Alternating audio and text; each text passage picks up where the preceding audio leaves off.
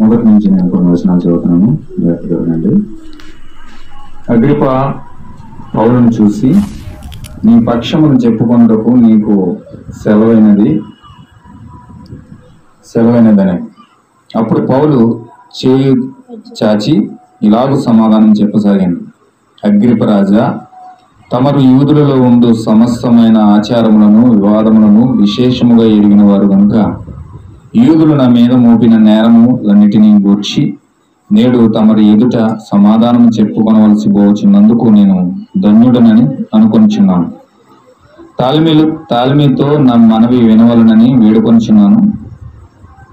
మొదటి నుండి యెరూషలేములోను నా జనము మధ్యను బాల్యం నుండి నేను బ్రతికిన బ్రతుకు ఎలాంటిదో యూదులందరూ ఎరుగుదురు. వారు మొదటి నుండి నన్ను ఎరిగిన వారు గనుక సాక్ష్యం ఇచ్చుటకు వారికి ఇష్టమైతే నేను మన మతములోని బహు ఇష్టగల తెగను అనుసరించి పరిచయుడనుగా ప్రవర్తించినట్లు చెప్పగలను. ఇప్పుడైతే దేవుడు మన పితరులకు చేసిన వాగ్దానం విషయమై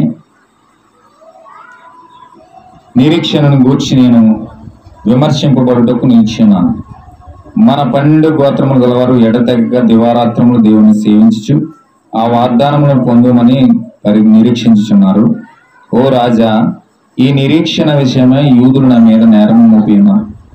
దేవుడు మృతులను లేపునను సంగతి నమ్మదగినదని మీరెలా ఎంచుచున్నారు? నజరేయుడని యేసు నామమును విరోధముగా అనేక కార్యములు చేయవలనని నేను అనుకొంటిని. యెరూషలేములో నేను అలాగూ చేసి తిని, నేను ప్రధాన యాజకుల వలన అధికారము పొంది పరిశుద్ధులను అనేకులను చెరసాలలో వేసి వారిని చంపినప్పుడు సమ్మతించి తిని, అనేక పర్యములు సమాజ మందిరములన్నిటిలో వారిని దండించి వారు దేవదూషణ చేయనట్లు బలవంత పెట్ట చూచి తిని, మరియు వారి మీద మిక్కిలి క్రోధము గలవడనై ఇతర పట్టణములకు వెళ్ళి వారిని హింసించుచుంటిని. అందునిమిత్తము నేను ప్రధాన యాజకుల చేత అధికారము ఆజ్ఞను పొంది దమస్కునకు పోవుచుండగా, రాజా, మధ్యాహ్నమందు నా చుట్టూను నాతో కూడా వచ్చిన వారి చుట్టూను ఆకాశం నుండి సూర్య తేజస్సు కంటే మిక్కిలి ప్రకాశమానమైన ఒక వెలుగు త్రోవలో ప్రకాశించుట చూచి తిని, మేమందరమును నేను నేలపడినప్పుడు, సౌలా సౌలా, నన్నెందుకు హింసించుచున్నావు? మునికోలకు ఎదురు తన్నుట నీకు కష్టమని హెబ్రీ భాషలో ఒక స్వరము నాతో పలుకుడు వింటిని. అప్పుడు నేను, ప్రభువా, నీవు ఎవడవని అడుగగా, ప్రభువు, నీవు హింసించుచున్న యేసును, నీవు నన్ను చూచి ఉన్న సంగతి గూర్చి, నేను నీకు కనబడబోవు సంగతి గూర్చి నిన్ను పరిచారకునిగాను సాక్షిగాను నియమించుటకే కనబడి ఉన్నాను. నీవు లేచి నీ పాదములను మోపి నీవుము. నేను ఈ ప్రజల వలన అన్యజనులందరి వలనను హాని కలగకుండా నిన్ను కాపాడిదను. వారి చీకటిలో నుండి వెలుగులోనికి, సాతాను అధికారం నుండి దేవుని వైపునకు తిరిగి నా యందలి విశ్వాసము చేత పాప క్షమాపణను పరిశుద్ధపరచబడిన వారిలో స్వాస్యమును పొందినట్లు వారి కన్నులో తెరుచుటకై నేను నిన్ను వారి యొద్దకు పంపేదనని చెప్పాను. కాబట్టి అగ్రిప్ప రాజా, ఆకాశము నుండి కలిగిన ఆ దర్శనముకు నేను అవిధేయుడును కాక మొదట దమస్కులోని వారికిని, యెరూషలేము వారిలోను, యోదయ దేశమంతటను, తరువాత అన్యజనులందరికును వారు మారు మనసు పొంది దేవుని తట్టు తిరిగి మారు మనసుకు తగిన క్రియలు చేయవలనని ప్రకటించుచుండిని. ఈ హేతువు చేత యూదులు దేవాలయంలో నన్ను పట్టుకొని చంపుటకు ప్రయత్నం చేసిరి. అయినను నేను దేవుని వలన సహాయం పొంది నేటి వరకు నిలిచుంటిని. దేవుడి వాక్యం దీవించును గాక. చిన్న ప్రార్థన చేసుకుందాం. గొప్ప దేవుడ, మహోన్నతుడ, సర్వశక్తిమంతుడానికి స్తోత్రాలు. మహిమల బండానికి వందనాలు ప్రభువా. దేవ, ఇంతవరకు పాటల ద్వారా నిన్ను ఆరాధించాము, మహిమపరిచాము, గణపరిచాము.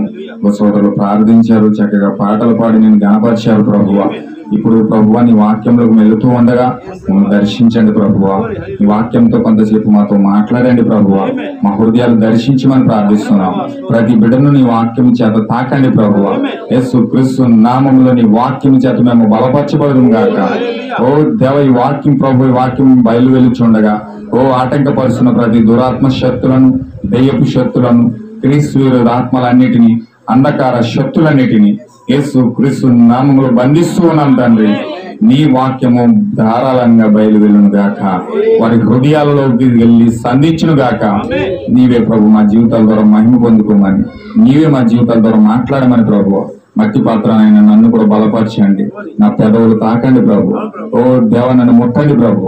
ఓ దేవ ఈ యొక్క మట్టి పాత్రల నుంచి ప్రభు, ఓ సర్వశత్రువైన దేవుడు నీవే నీ ప్రజలతో మాట్లాడదు గాక. నీవే నీకు మా జీవితానికి అప్పగించుకుంటూ సహాయం చేయమని ప్రభు యేసుక్రీస్తు నామములో ప్రార్థిస్తున్నాను ప్రభు. ఆమేన్. దయచేసి సమర్పించున్నాను. ప్రభు యేసుక్రీస్తు నామములో అందరికీ నా యొక్క ప్రత్యేకమైన వందనాలు తెలియజేస్తా ఉన్నానండి. హల్లెలూయా. ఈ సమయంలో మనం వాక్యంలోకి వెళ్ళిపోదాం.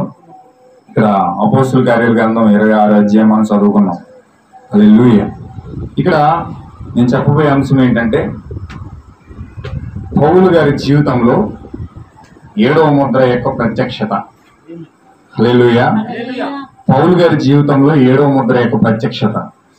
ఇప్పుడు పౌలు అనే వ్యక్తి చాలా సామాన్యమైన వ్యక్తి అండి. అతను హెబ్రేయు జాతికి చెందిన వ్యక్తి. అతను రోమీయుడు కూడా. రోమా సామ్రాజ్యపు దాంట్లో రోమ గవర్నమెంట్ కింద అతను ప్రభుత్వం కింద పౌరుషత్వం పొందిన వ్యక్తి. అలాగే కాకుండా హెబ్రేయుడు కూడా. ఇతనికి రోమన్ గవర్నమెంట్ యొక్క సపోర్ట్ ఉంది. హెబ్రేయుడు కూడా, యూదుడు కూడా ఆ జాతికి చెందినవాడు. ఇప్పుడు ఈ యొక్క పౌలు గారండి ఒక ధనవంతుడు అండి. చాలా అమితమైన ధనవంతుడు, చాలా విద్యావేత్త.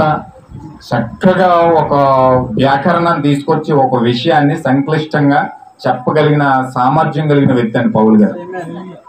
ఈ పౌలు గమాలియేలు అనే ఒక బిషప్ గారి దగ్గర చక్కగా ట్రైనింగ్ అవుతున్నాడు. బైబిల్ ట్రైనింగ్కి వెళ్ళాడు. చక్కగా ట్రైనింగ్ అవుతూ ఉన్నాడు. ధర్మశాస్త్రం అంతా అతను ఒక పిండి పిసికినట్టుగా పిసికేసాడు. అతను చాలా ధర్మశాస్త్రంలో ప్రతి ఒక్క భాగము అతనికి పిండి కొట్టినట్లుగా ఉంది. అతను బాగా చదివిన వ్యక్తి. ధర్మశాస్త్రం అంతా కూడా అతనికి బాగా తెలుసు. అయితే గమాలియేలు యొక్క పాదాల దగ్గర బైబిల్ క్లాస్ తీసుకుంటున్నాడు కాబట్టి, బైబిల్ ట్రైనింగ్ అవుతూ ఉన్నాడు కాబట్టి ఆ యొక్క వాక్యాలన్నీ కూడా చక్కగా చదువుకుంటూ వెళ్తూ ఉన్నాడు. ధర్మశాస్త్రంలో మోషే రాసిన పత్రిక, ఆ యొక్క ద్వితీయోపదేశ కాండం, నిర్గమ కాండం, లేవీ కాండం, సంఖ్యాకాండం అన్ని కాండాలు కూడా చదివిన వ్యక్తి. చక్కగా వడపోసిన వ్యక్తి. పాత నిబంధన అంతా కూడా. హల్లెలూయా. అయితే దేవునికి సేవ చేయాలని ఒక మంచి దృఢమైన సంకల్పం ఉన్న వ్యక్తి. దేవునికి పట్ల యథార్థంగా ఉండాలి. దేవునికి యథార్థంగా సేవ చేయాలి. దేవుని పక్షాన నిలబడాలి. చావైనా చచ్చిపోతాను కానీ ఏ విషయంలో కూడా నేను రాజీ పడకూడదనే ఒక తత్వం కలిగి దేవుని కొరకు చాలా పట్టుదలతో వాక్యం కొరకు నిలబడిన వ్యక్తి పౌలు అండి. హల్లెలూయా. ఇప్పుడు ఈ పౌలు అంత పట్టుదల కలిగి ధర్మశాస్త్రం మీద ఎవరు ఏ మాట వేసినా అతను తట్టుకునేవాడు కాదు. ధర్మశాస్త్రం మీద ఎవరు ఏ విధంగా మాట్లాడినా అతను కౌంట్ డౌన్ స్టార్ట్ చేసేవాడు వాళ్ళకి. హల్లెలూయా. అతను ఎంత మాత్రం కూడా ధర్మశాస్త్రం నింద పండించేవాడు కాదు. అతను సంఘంలో ఒక పాస్టర్గా ఉండి, ఒక పరిచయుడిగా ఉండి ఆ బోధలతో ఆ దేవుని ధర్మశాస్త్రానికి విరోధంగా వచ్చిన ప్రతి బోధతోనూ పోరాడేవాడు అతను. హల్లెలూయా. చాలా అమితంగా పోరాడేవాడు. ప్రతి పాస్టర్ని ఎదుర్కొనేవాడు. ఎవరైనా వ్యతిరేకమైన ఒక బోధ కనుక బోధిస్తే ఆ బోధకు ఆపోజిట్ లో అతను చాలా తీవ్రంగా అతను వెంటాడుతూ ఉండేవాడు. అయితే ఒకనొక రోజు అతనికి ఒక బోధ అనేది చాలా తీవ్రంగా కలతరేపుతా ఉంది. ఎవరంటే యేసుక్రీస్తు యొక్క బోధించిన బోధ అతనికి హృదయంలో చాలా తీవ్రమైన కలత అతను చెందేటట్టుగా చేస్తూ ఉంది. యేసుక్రీస్తు వచ్చాడు, శిష్యుల్ని సంప్రదించాడు, శిష్యులకు బోధ ఇచ్చాడు. ఆయన 3.5 సంవత్సరాలు కూడా సేవ చేశాడు. సేవ చేసిన తర్వాత ఆయన తన పనిని ముగించుకుని ఆయన వెళ్ళిపోయాడు. తర్వాత శిష్యులందరూ కూడా పెంతెకోస్తులకు వెళ్ళి 120 మంది కూడా ప్రార్థన చేసి పరిశుద్ధాత్మ పొందుకొని చక్కగా వారి జీవితాలు గుండా క్రీస్తులకు సాక్షులుగా జీవిస్తూ ఉన్నారు. ఇప్పుడు క్రీస్తులకి సాక్షులుగా జీవిస్తున్న వీరిని చూసి ఈ అపోస్తలుడైన పౌలు అన్న ఈ సౌలు గారు తట్టుకోలేకపోతా ఉన్నారు. దేవుని నామమున మహిమ కలుగును గాక. ఇప్పుడు ఈ సౌలు చాలా ఇబ్బంది పడతా ఉన్నాడు ఆ బోధతో. ధర్మశాస్త్రానికి అంతా కూడా విరోధంగా ఉంటుంది ఈ బోధ. ఎందుకంటే విశ్రాంతి దినం ధర్మశాస్త్రం చెప్తా ఉంటే, ఈ విశ్రాంతి దినాన్ని పాటిస్తూ ఉంటే ధర్మశాస్త్రం, వీళ్ళు విశ్రాంతి దినం ఇచ్చేది ధర్మశాస్త్రం కాదు, ఇప్పుడు విశ్రాంతి దినం ఇచ్చేది పరిశుద్ధాత్మ అంటున్నారు. ఎవరండి? శిష్యులు. శిష్యుల బోధ ఏంటంటే ధర్మశాస్త్రం విశ్రాంతి దినం పాటిస్తున్నారు, సబ్బాతు పాటిస్తున్నారు. కానీ ఆ సబ్బాతు పాటిస్తున్న ఆ యొక్క పరిసయ్యులు, శాస్త్రులు, సదుకేయులు, హెరోదీలందరికీ విరోధమైన బోధ ఈ యొక్క శిష్యులు బోధిస్తూ ఉన్నారు. సర్వ సృష్టికి సువార్త ప్రకటించమని సువార్త అంతయు కూడా ఆ యొక్క పౌలు గారిని ఆ యొక్క శిష్యులకి యేసుక్రీస్తు అప్పగించాడు. వీరందరూ ఏం చేస్తున్నారంటే విశ్రాంతి దినం సెవెంత్ డే కాదు, శనివారం కాదు, ఇప్పుడు మనం విశ్రాంతి దినం పరిశుద్ధాత్మ పొందుకోవడం అంటా ఉన్నారు. హల్లెలూయా. విశ్రాంతి దినం పరిశుద్ధాత్మ పొందుకోవడం ఎందుకంటే యేసుక్రీస్తు ఆల్రెడీ బోధించాడు. ప్రయాసపడి భారం మోసుకున్న సమస్త జనులారా నా ఎదుకు రండి, నేను విశ్రాంతిని ఇస్తాను అని చెప్పేసి యేసుక్రీస్తు ప్రకటించాడు. మనం ఆల్రెడీ విశ్రాంతి దినం చేస్తా ఉన్నాం కదా, ఆ విశ్రాంతి దినం కాదు, మనకి ఇచ్చే విశ్రాంతి ఏంటంటే పరిశుద్ధాత్మ ఉన్నది, మేము దాన్ని పెందుకొస్తులు పొందుకున్నామని చెప్పి శిష్యులందరూ కూడా చక్కగా సువార్త చేస్తా ఉన్నాం. ఇది ఇవ్వట్లేదు పౌలు గారికి, ఇవ్వట్లేదు. ఇతను ఎలాంటి నిర్ణయం తీసుకున్నాడంటే ధర్మశాస్త్రం యొక్క అధిపతుల దగ్గర ఆ యొక్క రోమా గవర్నమెంట్ చేత పత్రాలు తీసుకొని ఆ యొక్క బోధించే వాళ్ళందరినీ కూడా శుభ్రంగా తుడిచిపెట్టాలనుకున్నాడు. ఎవరైతే యేసుక్రీస్తు నామంలో బోధిస్తున్నారో వాళ్ళందరినీ కూడా పూర్తిగా తుడిచేయాలి అని చెప్పేసి అతను కంకణం కట్టుకుని తిరుగుతూ ఉన్నాడు. అతను చిన్నపిల్లలు ఏంటి, పెద్దోళ్ళు ఏంటి, ఎవరిని కూడా అతను వదలట్లేదు. అతను ఆ బోధిస్తే ఎవరైనా సరే ఎదురుదాడి చేసేవాడు. హల్లెలూయా. ఎప్పుడైతే ఆ విధంగా చేస్తా ఉన్నాడో ఈ పౌలు చాలా భారంతోనూ అతను ఏదో దేవునికి సేవ చేస్తున్నాను అన్నట్లుగా వీళ్ళి యేసుక్రీస్తు బోధించే బోధకులకు అందరికీ కూడా అతను విరోధంగా ప్రకటన చేస్తా ఉన్నాడు. హల్లెలూయా. ఈ సమయంలో కొంచెం కొన్ని విషయాలు మీరు జాగ్రత్తగా గమనించండి. ఈ యొక్క పత్రాలు తీసుకొని ఈ పత్రాలు పట్టుకొని దమస్కు గుండా వెళ్తా ఉన్నప్పుడు ఈ పౌలు గారికి దేవుని యొక్క దూత అక్కడ ప్రత్యక్షమైంది. దమస్కు మార్గంలో దేవుని యొక్క దూత పౌలుకి ప్రత్యక్షమైందండి.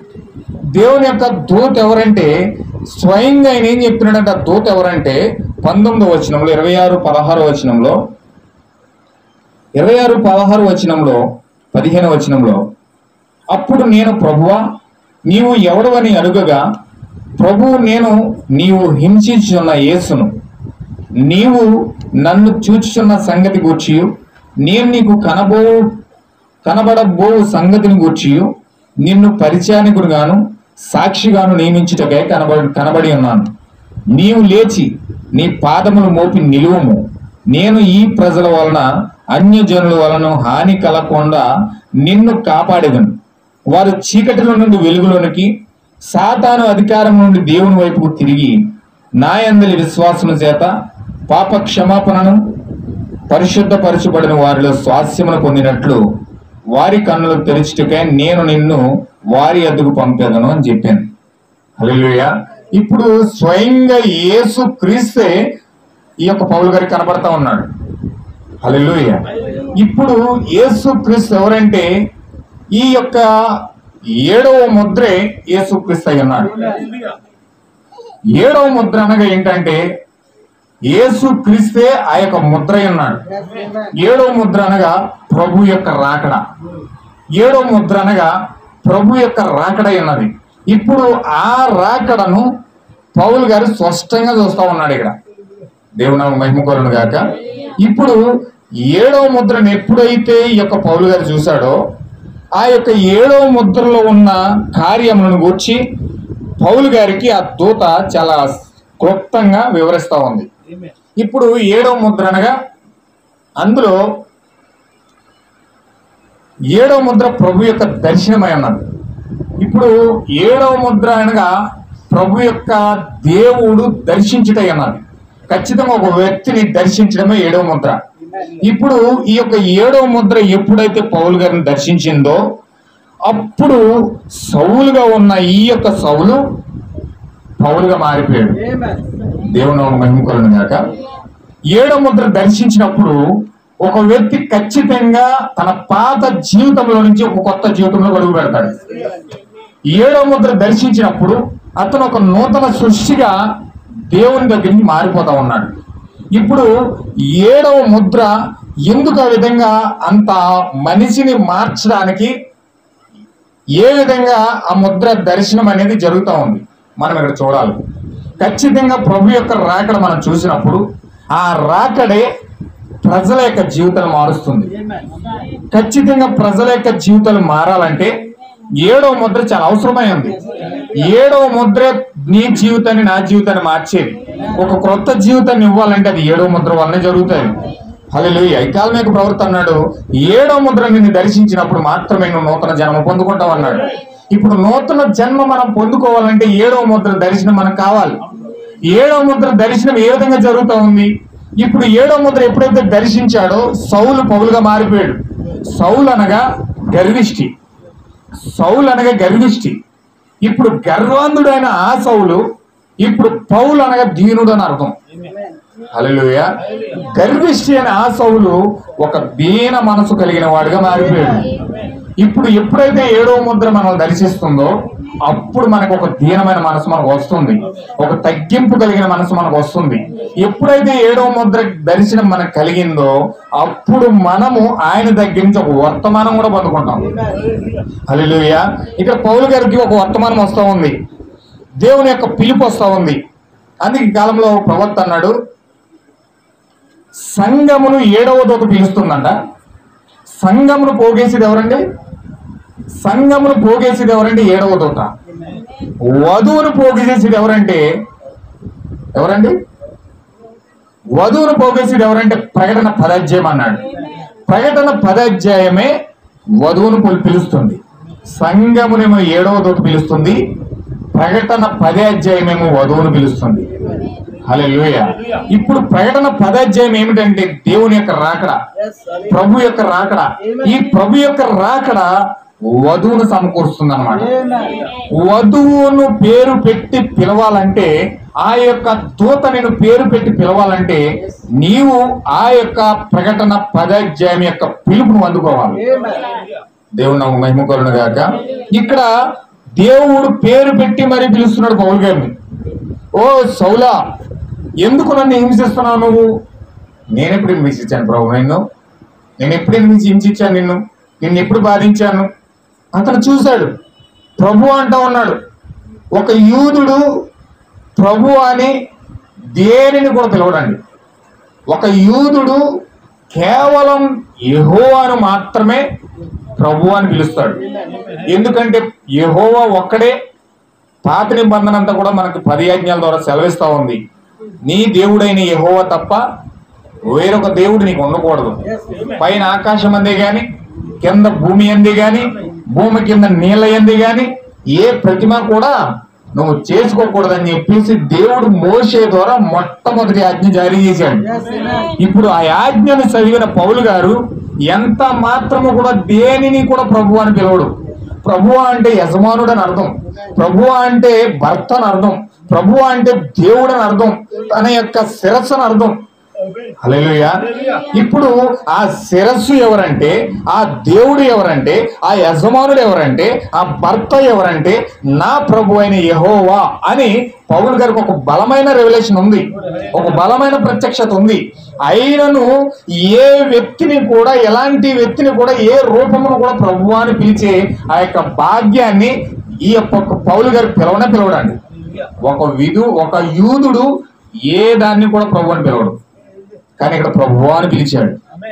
ఎందుకు ప్రభువా అని పిలిచాడంటే, ఇక్కడ ఆయన దమస్కు మార్గంలోకి వెళ్తూ ఉండగా సైనికులతో క్రైస్తవుని చంపడానికి వెళుతున్నప్పుడు ఒక బలమైన అగ్ని స్తంభం వచ్చి అతని ముఖం దగ్గరికి అంతా వచ్చేసింది. ఒక బలమైన వెలుగు, ఒక ప్రకాశమానమైన వెలుగండి అది. ఆ వెలుగు ఎప్పుడైతే ఆయన ముఖం మీదకి వచ్చిందో ఆ వెలుగు చూడలేక ఆ కన్నులు గుడ్డి కన్నులుగా మారిపోయినాయి. హల్లెలూయా. ఆ కన్నుల్లో ఉన్న పొరలు రాలిపోయినాయంట.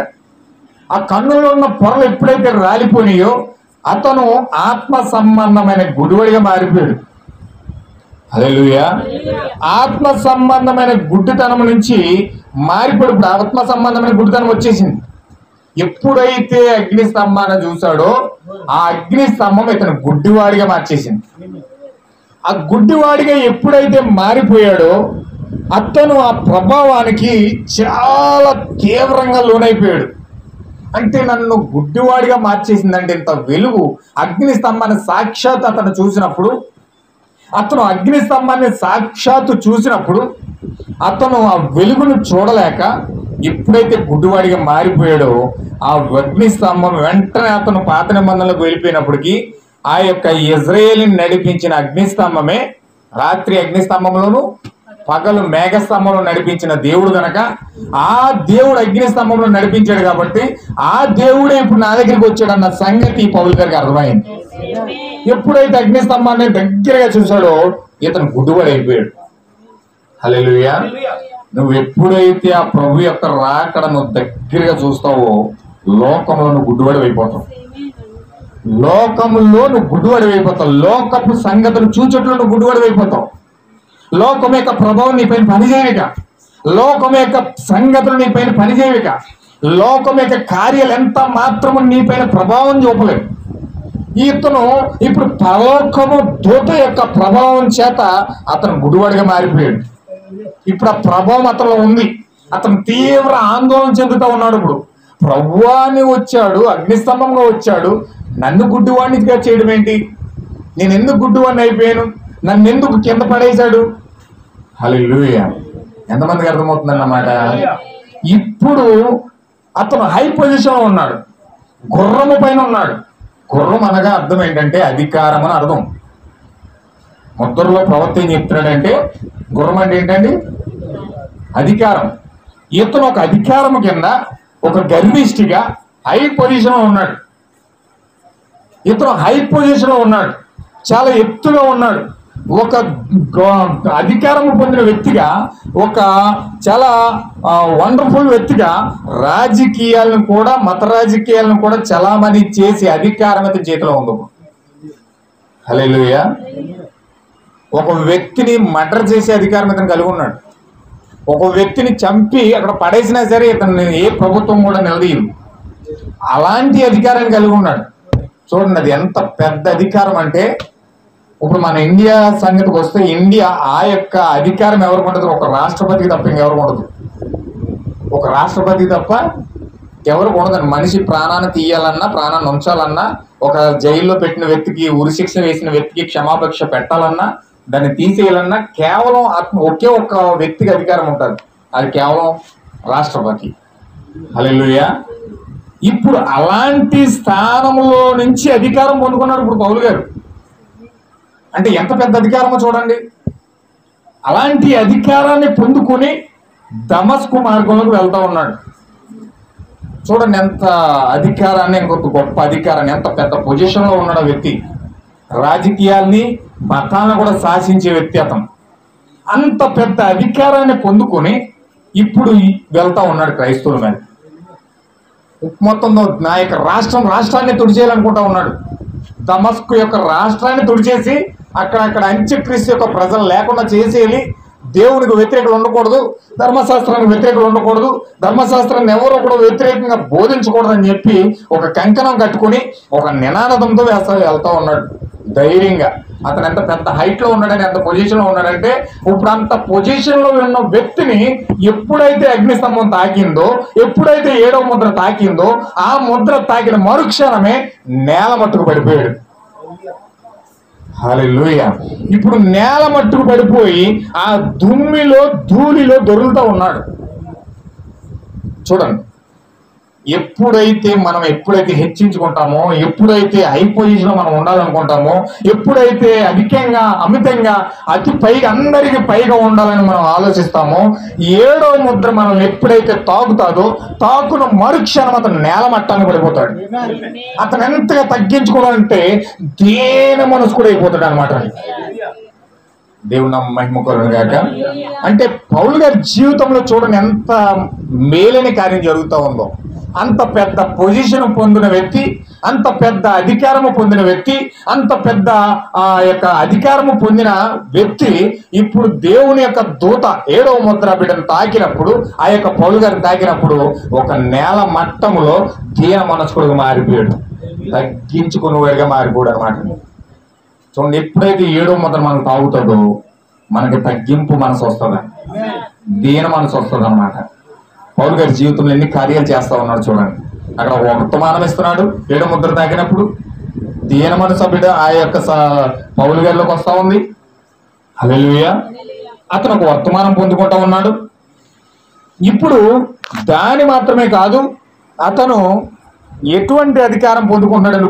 ఇప్పుడు సుప్రీం జడ్జి. ఇప్పుడు సుప్రీం ఎవరంటే అక్కడ రాష్ట్రపతి నుంచి పొందిన అధికారము కాకుండా ఇప్పుడు పరలోకం నుంచి వచ్చే సుప్రీం యొక్క అథారిటీతో అధికారం, పరలోకపు అధికారం పొందుకుంటా ఉన్నాడు. ఈ భూలోకం యొక్క అధికారం కాదు, కానీ ఇప్పుడు అతను పరలోకం నుంచి అధికారం పొందుకుంటా ఉన్నాడు. దేవుడు నా మహిమ కలుగునుగా. నువ్వు ఎప్పుడైతే తిరిగి జన్మిస్తావో, ఎప్పుడైతే దేవుని యొక్క రాకడ నువ్వు సమీపిస్తావో, ఎప్పుడైతే రాకడ నీకు తెరవబడుతుందో, నీవు పరలోకం నుంచి నువ్వు అధికారం పొందుకుంటావు. హల్లెలూయా. ఈ భూమి మీద ఉండే అధికారాలు కాదు, పరలోకం నుంచి నీకు ఒక అధికారం వస్తా ఉంది. ఇప్పుడు దేవుని దగ్గర నుంచి ఇంకో అధికారం వస్తుంది. చూడండి, ఎలక్షన్ జరిగింది అనుకోండి, ఎలక్షన్ జరిగిన తర్వాత రిజల్ట్ వచ్చి అతను నగ్గాడు అనుకోండి, అతను నగ్గిన తర్వాత అతను పదవులకు చేపట్టాడు అనుకోండి, ఇప్పుడు అతనికి ప్రభుత్వము స్పెషల్ సెక్యూరిటీ అపాయింట్ చేస్తారు. హల్లెలూయా. గవర్నమెంట్ అతనికి సెక్యూరిటీ ఇస్తారు, అతనికి స్పెషల్ సెక్యూరిటీ ఉంటుంది. హల్లెలూయా. ప్రభుత్వం నుంచి ఒక అధికారం అతను పొందుకుంటాడు. అతనికి అప్పుడు వరకు అతని సైనికు విలువ లేదేమో, అప్పుడు వరకు అతని సంతకానికి విలువ లేదేమో. ఎప్పుడైతే అతను అధికారం పొందే చైర్లో కూర్చున్నాడో అతని సంతకానికి ఒక వాల్యూ పెరుగుతుంది. హల్లెలూయా. అతని సంతకానికి ఒక విలువ పెరుగుతుంది. అతను ఒక ఫైల్ మీద సంతకం చేస్తే ఆ ఫైల్ ప్రభుత్వం నుంచి అది విడుదల అవ్వాల్సిందే. ఇప్పుడు నీవు గనక ఆ పరలోకంలో నుంచి గనక నువ్వు అధికారం పొందుకుంటే దేవుని దూతలు ఒక సెక్యూరిటీగానే మధ్యలోకి వస్తాయి. హల్లెలూయా. పరలోకం యొక్క సెక్యూరిటీ నీ చుట్టూ ఉంటారు. 7వ ముద్ర నిన్ను తాకినప్పుడు ఖచ్చితంగా పరలోకం యొక్క సెక్యూరిటీని మీదకి వస్తావు. 7వ ముద్ర నిన్ను తాకినప్పుడు నువ్వు ఒక దీన మనసుకుడుగా మారిపోతా ఉన్నావు. 7వ ముద్ర నిన్ను తాకినప్పుడు నీకు ఒక వర్తమానం వస్తా ఉంది. హల్లెలూయా. చూడండి ఎన్ని కార్యాలు పౌలు గారి జీవితంలో జరుగుతూ ఉన్నాయి. చూడండి ఇంకేం పొందుకుంటున్నాడు చూడండి. 16వ వచనం, నీవు నన్ను చూసిన సంగతిని గురించి, నేను కనబడబో సంగతిని గురించి నిన్ను పరిచారకుడుగాను సాక్షిగాను నియమించుటకై కనబడి ఉన్నాను. హల్లెలూయా. ఇక్కడ ఎప్పుడైతే ఆ 7వ ముద్రని అతను కలుసుకున్నాడో ఆ యొక్క దినము నుంచి అతను ఒక దేవుని వాక్యానికి ఒక సాక్షిగా మారిపోయాడు. హల్లెలూయా. పౌలు గారు అపోస్తలుల పత్రికలో చెప్తున్నాడు, యేసుక్రీస్తు చెప్పాడు అన్నమాట, శిష్యులతో చెప్తున్నాడు, పరిశుద్ధాత్మ మీరు పొందుకున్నప్పుడు మీరు శక్తి నొందెదరు. యెరూషలేములోను భూ దిగంతములంతటా కూడా మీరు నాకు సాక్షులై ఉందురని నేను మీకు సాక్ష్యం ఇచ్చుచున్నా అంటా ఉన్నాడు.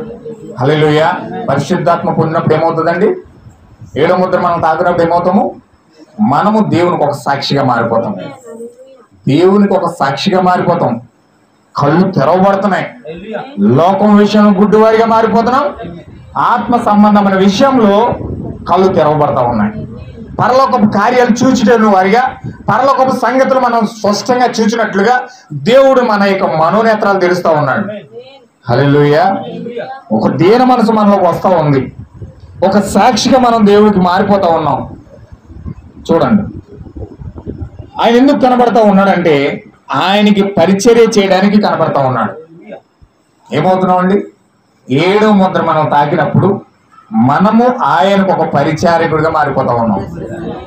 పరిచారకులు అంటే ఆయనకి పరిచర్య చేసేది ఎవరు? ఒక పురుషునికి పరిచర్య చేయాలంటే ఎవరికి అర్హత ఉంటుంది? తన భార్యకు మాత్రమే హక్కు ఉంటుంది. తన భార్య తప్ప తన భర్తకు పరిచర్య చేయడానికి ఏ వ్యక్తికి హక్కు ఉండదు. తన యొక్క భర్త గదిలోనికి వెళ్ళాలంటే అధికారము ఒకే ఒక్కొక్క వ్యక్తికి ఉంటుంది, తన భార్యకు మాత్రమే. హల్లెలూయా. ఇప్పుడు ఎప్పుడైతే 7వ ముద్ర నీకు ప్రత్యక్షం అవుతుందో అప్పుడు నీవు ఆయనకు ఒక భార్యగా మారుతా ఉన్నావు. దేవుని నామం మహిమ కలుగును గాక. చూడండి ఎన్ని విషయాలు మనకు దేవుడు తెలుస్తూ ఉన్నాడు. 7వ ముద్ర ప్రత్యక్షమైనప్పుడు ఒక దీన మనసు మనలోకి వస్తా ఉంది. 7వ ముద్ర ప్రత్యక్షమైనప్పుడు లోకం విషయంలో గుడ్డితనం కలిగి ఆత్మ సంబంధమైన విషయాల్లో మనం కళ్ళు తెరవబడతా ఉన్నాయి. 7వ ముద్ర ప్రత్యక్షమైనప్పుడు ఆయన దగ్గర నుంచి మనకు ఒక పిలుపు వస్తా ఉంది. 7వ ముద్ర ప్రత్యక్షమైనప్పుడు పరలోకం నుంచి మనకు ఒక సెక్యూరిటీ వస్తా ఉంది. 7వ ముద్ర ప్రత్యక్షమైనప్పుడు మనం ఒక భార్య స్థానంలోకి మనం వెళ్ళిపోతా ఉన్నాం. హల్లెలూయా, దేవుని నామమునకు మహిమ కలుగును గాక. ఇంకా చూడండి, నీవు లేచి నీ పాదములు మోపి నిలువుము, నేను ఈ ప్రజల వలనను అన్యజనుల వలనను హాని కలగకుండా నిన్ను కాపాడేదను. హల్లెలూయా. ఇప్పుడు ప్రతి దాని నుంచి కూడా మనకు సెక్యూరిటీ రావాలంటే దేవుడు ఖచ్చితంగా 7వ ముద్ర ప్రత్యక్షత ద్వారా ప్రతి యొక్క హానికరమైన కార్యాల నుంచి, ప్రతి పాపం నుంచి, దుర్మార్గత నుంచి, ఎదుట సాతాను మనకు ఒగ్గుతున్న ఉచ్చుల నుంచి మనం అందులో నుంచి పడిపోకుండా దేవుని యొక్క దూతలు అంటే మనం భద్రంగా కాపాడతాయంట. హల్లెలూయా. చాలా మంది కుయ్యెత్తిగా కొన్ని పన్నాగాలు పడుతూ ఉంటారు, కానీ అలాంటి పన్నాగాల్లో కుయ్యెత్తుల్లో మనం పడిపోకుండా ఖచ్చితంగా దేవుడు మనల్ని అందులో నుంచి కాపాడతాడు. హల్లెలూయా, దేవుడు నాకు మహిమ కలుగును గాక. చూడండి, ఈ 7వ ముద్ర ప్రత్యక్షత అంత బలమైంది. ఇప్పుడు ఈ యొక్క 7వ ముద్ర ఎప్పుడైతే ప్రత్యక్షమైందో పౌలు గారి స్థితి మారిపోయింది. పౌలు ఒక నూతన జీవనం పొందుకున్నాడు. పౌలు ఒక అద్భుతమైన కార్యాన్ని పొందుకుంటా ఉన్నాడు. పౌలు గారు ఈ యొక్క 7వ ముద్ర ప్రత్యక్షతతో కొత్త నిబంధన అంతా రాయగలిగాడు. హల్లెలూయా. ఎప్పుడైతే పాత నిబంధనలో మోషేకు సీనాయి పర్వతం మీద 7వ ముద్ర ప్రత్యక్షమైందో 7వ ముద్ర ప్రత్యక్షమైన మరుక్షణమున పాత నిబంధన అంతా రాశాడండి. హల్లెలూయా. పౌలు గారికి ఎప్పుడైతే 7వ ముద్ర ప్రత్యక్షమైందో ఆ ప్రత్యక్షమైన మరుక్షణం నుంచి అతను ఏం చేశాడంటే మొత్తం కొత్త నిబంధన అంతా రాశాడు. హల్లెలూయా. అంటే 7వ ముద్ర ప్రత్యక్షత నీకు వచ్చిన మరుక్షణమే నీ ఒక బైబిల్ గ్రంథంగా మారిపోతావు. నీవే వాక్యంగా మారిపోతావు. నీవే వాక్యమే అన్నావు. వాక్యం ఇప్పుడు బైబిల్ చదివితే వాక్యం కాదు, ఇది రాయబడిన వాక్యం అయితే మనము సజీవమైన వాక్యమై ఉన్నాం. దేవుడు నాకు మహిమ కలుగును గాక. ఇప్పుడు ఎప్పుడైతే నీకు 7వ ముద్ర ప్రత్యక్షత అయి వచ్చిందో నీ ఒక సజీవమైన వాక్యముగా, కదిలే వాక్యముగా మారిపోతావు. హల్లెలూయా. దేవుడు పౌలు గారి జీవితంలో ఒక్కొక్కటి కూడా ఆ కార్యాలన్నీ బయలుపరుస్తూ ఉన్నాడు.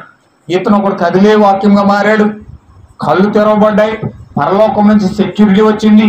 ఒక దీన మనసుకుడుగా మారిపోయాడు. అతను ఆ జీవితంలో అతను భార్య యొక్క స్థానంలో వెళ్ళిపోయాడు. ఇప్పుడు వెళ్ళిపోయి అతను ఏం చేస్తున్నాడంటే ఇప్పుడు ప్రార్థన చేస్తున్నాడు. హల్లెలూయా. ఎలాంటి ప్రార్థన చేస్తా ఉన్నాడంటే, ప్రభువా, ఎంతకాలము నేను ఎంత గుడ్డివాడిగా నేను నీ వాక్యాన్ని దూషించి ద్వేషించి నీ ప్రజలను ఎంత భయంకరంగా హింసించాను ప్రభువా, నన్ను క్షమించని చెప్పేసి ప్రార్థన చేసుకుంటూ ఉండగా దేవుడు ఈ యొక్క పౌలు గారి దగ్గర నుంచి అననీయ దగ్గరికి వెళ్ళిపోయాడు. హల్లెలూయా. అననీయ దగ్గరికి వెళ్ళిపోయి, అననీయ, నా కుమారుడైన పౌలు ఫలానా ప్లేస్ లో పడున్నాడు, ఆ యొక్క వ్యక్తి దగ్గరికి వెళ్ళి నువ్వు చేతుల నుంచి ప్రార్థించినప్పుడు అతని కళ్ళు తెరవబడతాయి అని ఎప్పుడైతే అననీయకి సెలవిచ్చాడో వెంటనే అననీయ పరుగును వెళ్ళి పౌలు గారి మీద చేతుల నుంచి ప్రార్థించినప్పుడు పౌలు గారి కళ్ళు వచ్చేసినాయి. హల్లెలూయా. చూడండి, ఎప్పుడైతే పౌలు గారు ఆ యొక్క 7వ ముద్ర కలుసుకున్నాడో ఆ పౌలు గారి యొక్క అవసరతను వెంటనే దేవుడు గుర్తించి అవసరతను తీర్చడానికి దేవుడు మరొక వ్యక్తిని అపాయింట్మెంట్ చేస్తున్నాడు. హల్లెలూయా. ఎప్పుడైతే 7వ ముద్రను కలుసుకున్నావో నీ అవసరతను దేవుడు గుర్తించి నీ కొరకు సిద్ధపరచబడిన పరిచారకులు నీకు సిద్ధపరుస్తాడు దేవుడు. హల్లెలూయా. అంటే 7వ ముద్ర ప్రత్యక్షత వల్ల ఇన్ని లాభాలు ఉన్నాయా? 7వ ముద్ర ప్రత్యక్షత వల్ల ఇన్ని లాభాలు ఉన్నాయా? మనకి ఒక సెక్యూరిటీ పరలోకం నుంచి వస్తా ఉంది. ఒక మనోనేత్రం మన కళ్ళ నుంచి నిలబడి అక్కడ కలుగుతూ ఉన్నాయి. ఒక వాక్యం వస్తూ ఉంది. ఒక మంచి భద్రత అనేది మనకు కలుగుతూ ఉంది. ప్రతి శత్రువు నుంచి మనల్ని కాపాడుతూ ఉన్నాడు. హల్లెలూయా. ఇక్కడ ఒక వర్తమానం వస్తూ ఉంది. మన అవసరతను తీర్చడానికి దేవుడు వేరొక వ్యక్తిని కూడా అపాయింట్మెంట్ చేస్తా ఉన్నాడు. హల్లెలూయా. వెంటనే పౌలు గారు ఆ స్థలంలో నుంచి కళ్ళు పొందుకొని వెంటనే అతను అరేబియా సముద్రానికి వెళ్ళిపోయాడు. అరేబియా సముద్రానికి వెళ్ళిపోయి 3.5 సంవత్సరాల పాటు ఆ యొక్క అరేబియా సముద్రంలో ఉండి బైబిల్ ధర్మశాస్త్రాన్ని తిలకిస్తా ఉన్నాడు. అప్పుడు వరకు కొత్త నిబంధన ముట్టుకోలేదు అతను. అప్పుడు వరకు అతను కొత్త నిబంధన అంటే ఏంటో తెలియదు. అప్పుడు వరకు కొత్త నిబంధన అంటే ఏంటో చూడలేదు ఆయన. హల్లెలూయా. వెంటనే ధర్మశాస్త్రాన్ని పరిశీలిస్తా ఉన్నప్పుడు మోషే రాసిన ప్రవచనాలు, ఆ యొక్క యెహోషువ రాసిన ప్రవచనాలు, ఆ దానియేలు రాసిన ప్రవచనాలు, ఆ యొక్క యెషయా రాసిన ప్రవచనాలు ఒక్కొక్కటిగా అన్ని తెలియజేస్తున్నప్పుడు, అన్ని తెరవబడతా ఉన్నప్పుడు దేవుడు ఒక గ్రంథం ఇతను మారుస్తూ ఉన్నాడు. దేవుడు మహిమ కలుగును గాక. ఈ గ్రంథాన్ని రాసిందే పౌలు అయి ఉన్నాడు. ఈ గ్రంథాన్ని రాసిందే పౌలు. ఇప్పుడు ధర్మశాస్త్రం ఎప్పుడైతే తీసాడో, అతను చదువుతూ ఉన్నాడో, ఇప్పుడు ఇతనే ఒక గ్రంథంగా మారిపోతా ఉన్నాడు. హల్లెలూయా. దేవుని మహిమ కలుగును గాక. ఎప్పుడైతే నీవు గనక 7వ ముద్ర ప్రత్యక్షత పొందుకొని దేవుని సన్నిధిలో నువ్వు వర్తమానం చదువుతా ఉన్నప్పుడు, ఒక వాక్యం చదువుతా ఉన్నప్పుడు, బైబిల్ నువ్వు వెంటనే కంఠస్థ పెడతా ఉన్నప్పుడు నీవు కూడా మరొక గ్రంథముగా, గొర్రె పిల్ల యొక్క జీవ గ్రంథముగా నీవు మారిపోతా ఉన్నావు. ఆమేన్. హల్లెలూయా. ఎలా మాత్రం అండి? గొర్రెపిల్ల జీవ గ్రంథం ఎవరు? గొర్రెపిల్ల జీవ గ్రంథం ఎవరు? యేసుక్రీస్తు యొక్క భార్య. యేసుక్రీస్తు యొక్క భార్యయే గొర్రె పిల్ల యొక్క జీవ గ్రంథమై ఉన్నది. ఇప్పుడు గొర్రె పిల్ల యొక్క గ్రంథముగా నీవు మారిపోతా ఉన్నావు. పౌలు ఎలాగైతే కొత్త నిబంధనగా మారిపోయి ఆ యొక్క అక్షరాలను ఈ యొక్క రాత రూపంలో పెట్టాడో, కొత్త నిబంధన రూపంలో, నీవు ఎప్పుడైతే వర్తమానం చదువుతా ఉన్నప్పుడు, ముద్రలు చదువుతా ఉన్నప్పుడు, ఆ ప్రత్యక్షత నీకు వస్తా ఉన్నప్పుడు నీవు కూడా గొర్రె పిల్ల జీవ గ్రంథముగా నీవు మారిపోతా ఉన్నావు. హల్లెలూయా. ఇప్పుడు గ్రంథంగా మారిపోతున్నావు. ఇప్పుడు గ్రంథం ఎక్కడో పరలోకం నుంచి, పరలోకంలో లేదు. గ్రంథము 7 ముద్రల యొక్క గ్రంథం పరలోకంలో లేదు. ఇప్పుడు ఆ గ్రంథం ఎక్కడికి వచ్చిందంటే ప్రవక్త చేతిలో నుంచి వధువు చేతిలోకి వచ్చేసింది. ఇప్పుడు ఆ గ్రంథం ఎవరంటే వధువే గ్రంథమై ఉన్నది. ఒకప్పుడు దేవుని యొక్క స్వరస్థాలలో ఉన్నది, ఒకప్పుడు దేవుని యొక్క ఆలోచనలో ఉన్నది, ఒకప్పుడు దేవుని మైండ్ లో ఉన్నది, ఒకప్పుడు దేవుని యొక్క బ్యాక్ పాయింట్ మైండ్ లో ఉన్నది ఆమె.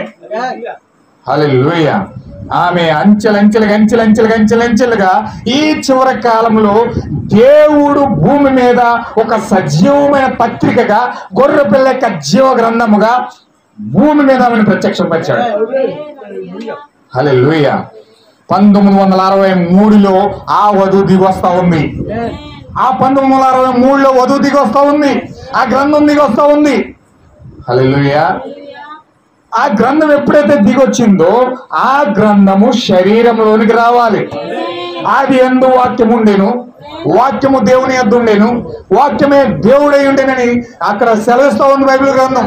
ఆ వాక్యమే శరీరధారి అయి కృపా సత్య సంపూర్ణుడిగా మన మధ్యలో నివసించానని 2000 సంవత్సరాల క్రితం యేసుక్రీస్తు కోసం యోహాను రాశాడు. ఇప్పుడు ఆది కాండం నుంచి ప్రకటన గ్రంథం వరకు దేవుడు యేసుక్రీస్తు శరీరం ధరించి భూమి మీద నడిచాడు. హల్లెలూయా. అయితే ఈ కాలంలో దేవుడు 7 ముద్రల గ్రంథం తన యొక్క భాగము, తన యొక్క వధువు భూమి మీద 7 ముద్రల గ్రంథం రూపంలో భూమి మీదకి వచ్చింది 1963లో. ఈ 1963లో వధువు భూమిపైకి వచ్చింది. ఇప్పుడు వధువు భూమిపైకి వచ్చి ఆమె ఏం చేస్తుందో తెలుసా? గ్రంథముగా మారిపోతా ఉంది, శరీరధారిగా మారిపోతా ఉంది. మనుష్య కుమారుని యొక్క ప్రత్యక్షతగా ఈ గ్రంథం మారిపోతా ఉంది. హల్లెలూయా. దేవుని నామమునకు మహిమ కలుగును గాక. ఇప్పుడు 7వ ముద్రలో 3 భాగాలు ఉన్నాయండి. ఏంటండి? 7వ ముద్రలో 3 భాగాలు ఉన్నాయి. ఒకటి పౌలు గారు దాన్ని రాస్తున్నాడు. 7వ ముద్ర ఎప్పుడైతే ప్రత్యక్షమైందో, అతను దీన మనసు ఎప్పుడైతే పొందుకున్నాడో, ఒక గ్రంథంగా మారిపోయాడు, అతను తన భార్య స్థానంలోకి వెళ్ళిపోయాడు, ఆ దీన మనసు పొందుకున్నాడు, ఆ యొక్క కార్యాలన్నీ ఈ యొక్క పౌలు గారు పొందుకొని ఇప్పుడు రాకడ వచ్చే విధానాన్ని పౌలు గారు వివరిస్తా ఉన్నాడు. హల్లెలూయా. ఎలా వివరిస్తున్నాడంటే, ఇప్పుడు ఆ గ్రంథం భూమిపైకి ఎలా వస్తుందంటే ఆర్భాటముతోను, ప్రధాన దూత శబ్దముతోను, దేవుని బోరతోను ఆ యొక్క రాకడ, ఆ యొక్క దేవుని దూత మనం దర్శిస్తుందని పౌలు గారు రాస్తా ఉన్నాడు. దేవుని నామమునకు మహిమ కలుగును గాక. కొంచెం చాలా జాగ్రత్తగా మీరు విషయాలు గ్రహించాలి. మీరు గ్రహిస్తారని నేను నమ్ముతా ఉన్నాను. దేవుడు నాకు మహిమ కలుగును గాక. ఆమేన్ చెప్పండి అందరూ ఒకసారి. హల్లెలూయా, ఆమేన్. ఇక్కడ ఆర్భాటముతోను, ప్రధాన దూత శబ్దముతోను, దేవుని బూరతోను ప్రభు వస్తాడు అని పౌలు గారు వివరిస్తా ఉన్నాడు. ఇప్పుడు పౌలు గారు చెప్తున్న విధానం ఎట్లా ఉన్నదంటే, ఆర్భాటం అనగా దేవుని యొక్క స్వరమయమది. దేవుని యొక్క స్వరం ఎప్పుడైతే ఆయన పలుకుతూ ఉన్నాడో అది ఆర్భాటం.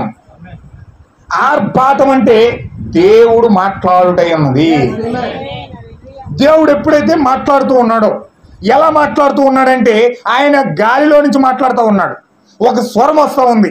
ఒక స్వరం ఎప్పుడైతే వస్తూ ఉందో ఆ స్వరము మాట్లాడుతూ ఉన్నాడు. హల్లెలూయా. ఎక్కడుందా స్వరం అంటే పరలోకంలో ఉంది. పరలోకంలో ఉన్న స్వరము ఇప్పుడు భూమి మీదకి రావాలి. ఇప్పుడు ఆర్భాటం స్టార్ట్ అవుతుంది.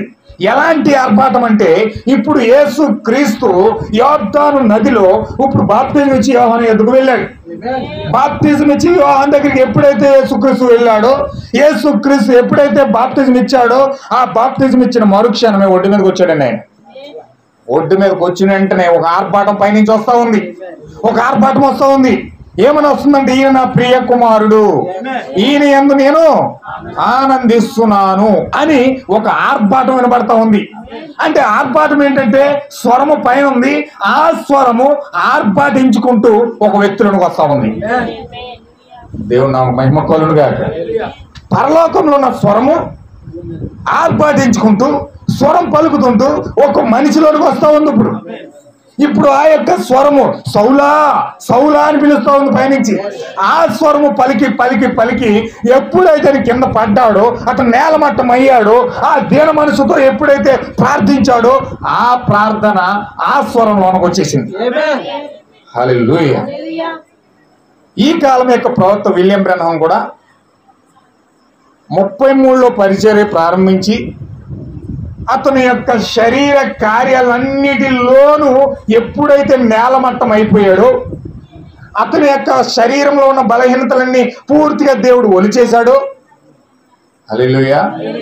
మానవ సంబంధమైన కార్యాలన్నీ పూర్తిగా దేవుడు అతనిలోని తీసేశాడు. వెంటనే పౌలు ఆ యొక్క విలియం బ్రన్హాం గారిని ఆ యొక్క పశ్చిమ దిశకి వెళ్ళిపోమని చెప్పాడు. పశ్చిమ దిశకి ఎప్పుడైతే వెళ్తా ఉన్నాడో, పశ్చిమ దిశకి వెళ్ళిన మరుక్షణమే అక్కడ వెళ్తా ఉండగా ఒక ఆటం పంపి వెళ్ళినట్టు అనిపించింది. ఎలాంటి ఆలోచన వచ్చిందండి దీనికి? వాటర్ ఉందండి ఇక్కడ. దేవుని నామమున మహిమ కలుగును గాక. ఈయన బ్లాక్ టీ షర్ట్ వేసుకున్నాడు. బ్లాక్ టీ షర్ట్ వేసుకుని అడవు పందులు వేటకు వెళ్ళినట్లుగా బయలుదేరాడు. ఇప్పుడు అడవు పందులు వేటకు బయలుదేరినట్టుగా వెళ్ళాడు కాబట్టి ఇంకా అనేక మంది వేటగాళ్ళు అక్కడ ఉంటారు.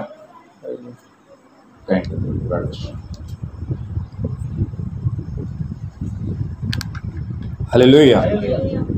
ఇంకా అనేక మంది వేటగాళ్ళు అక్కడ ఉంటారు. ఇతను దేవుడు నడిపింపు ద్వారా వెళ్తా ఉన్నాడు. ఆ పర్వతం పైకి వెళ్ళమన్నాడు దేవుడు. సరిగ్గా ఆ యొక్క పర్వతం పైకి నడుచుకుంటూ వెళ్ళి అక్కడ పర్వతం పైకి వెళ్ళినప్పుడు అక్కడ ఏమున్నదంటే, బ్రన్హాం గారి యొక్క ముఖ చిత్రము ఆ కొండపై చెక్కబడి ఉంది. ఆ బ్రన్హాం గారి యొక్క ముఖ చిత్రం ఎప్పుడైతే చెక్కబడి ఉందో, అది ఏమో బ్రన్హాం గారు ఏం తయారు చేసుకోలేదండి. ఆ ముఖ చిత్రాన్ని ఆయన ఏం తయారు చేసుకోలేదు. అది కొన్ని వందల సంవత్సరాల క్రితమే దేవుడు దాన్ని ఏర్పాటు చేశాడు అక్కడ. హల్లెలూయా. ఆ యొక్క కొన్ని వందల సంవత్సరాల క్రితం అక్కడ ఏర్పాటు చేయబడింది కాబట్టి ఆ కొండపైకి వెళ్ళినప్పుడు ఎప్పుడైతే కలుసుకు వెళ్తా ఉన్నాడో వెంటనే ఆటం పంపి వెళ్ళినట్టు అనిపించింది. ఈయన అనుకుంటా ఉన్నాడు, ఎవరో అడవి పందులుగా ఎడకొచ్చారు కదా, ఎవడో నన్ను నల్ల టీ షర్ట్ వేసుకున్నాను కదా, నేనే పందు అనుకుని ఎవడో కాల్ చేసాడు నన్ను అనుకున్నాడు. ఎవడు కాల్ చేసాడు, నా చరిత్ర అయిపోయింది, చచ్చిపోయాను అనుకున్నాడు. హల్లెలూయా. చచ్చిపోయిన అనుకుని అతను మా కళ్ళు తెరిచి చూసేటప్పటికి మేఘంలో ఉన్నాడు. హల్లెలూయా. భూమిలో నుంచి ఎత్తబడి మేఘంలో అక్కడ తిరుగుతుంది ఒక రౌండ్గా మేఘం. 7 దూతలు తిరుగుతూ ఉన్నారు. 7 దూతల మధ్యలో తిరుగుతూ ఉన్నాడు. హల్లెలూయా.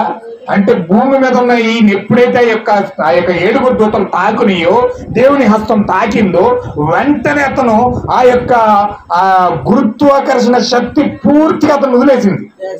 భూమిని అతను దులిపెట్టేసి మధ్యాకాశంలో వెళ్ళిపోయాడు. ఎక్కడున్నాడు ఇప్పుడు? విలియం బ్రెనమ్ అరగంట సేపు మధ్యాకాశంలో ఉన్నాడు. ఆ కొండ మీద లేడండి, మధ్యాకాశంలో ఉండి పరలోకాన్ని మొత్తం చూస్తున్నాడు. హల్లెలూయా. పరలోకాన్ని మొత్తం చూసి ఆ యొక్క ఏడు దూతల మధ్యలో ఈ అరగంట సేపు అందులో ఉండి అరగంట సేపు కిందకు వచ్చి వస్తున్నాడు మెల్లగా కిందకి. హల్లెలూయా. ఎప్పుడైతే ఆ విధంగా ఉన్నాడో అది పరిపూర్ణమైన క్రొత్త జన్మ అయింది. హల్లెలూయా. ఇప్పుడు పరలోకపు యొక్క దర్శనంలోకి ఎప్పుడైతే వెళ్ళాడో పౌలు గారి జీవితంలో, వింటున్నారు కదా, పౌలు గారి ఆ యొక్క బ్రహ్మం గారి జీవితంలో అప్పటి వరకు తీసిన స్కాన్ రిపోర్ట్లన్నీ మారిపోయినాయి.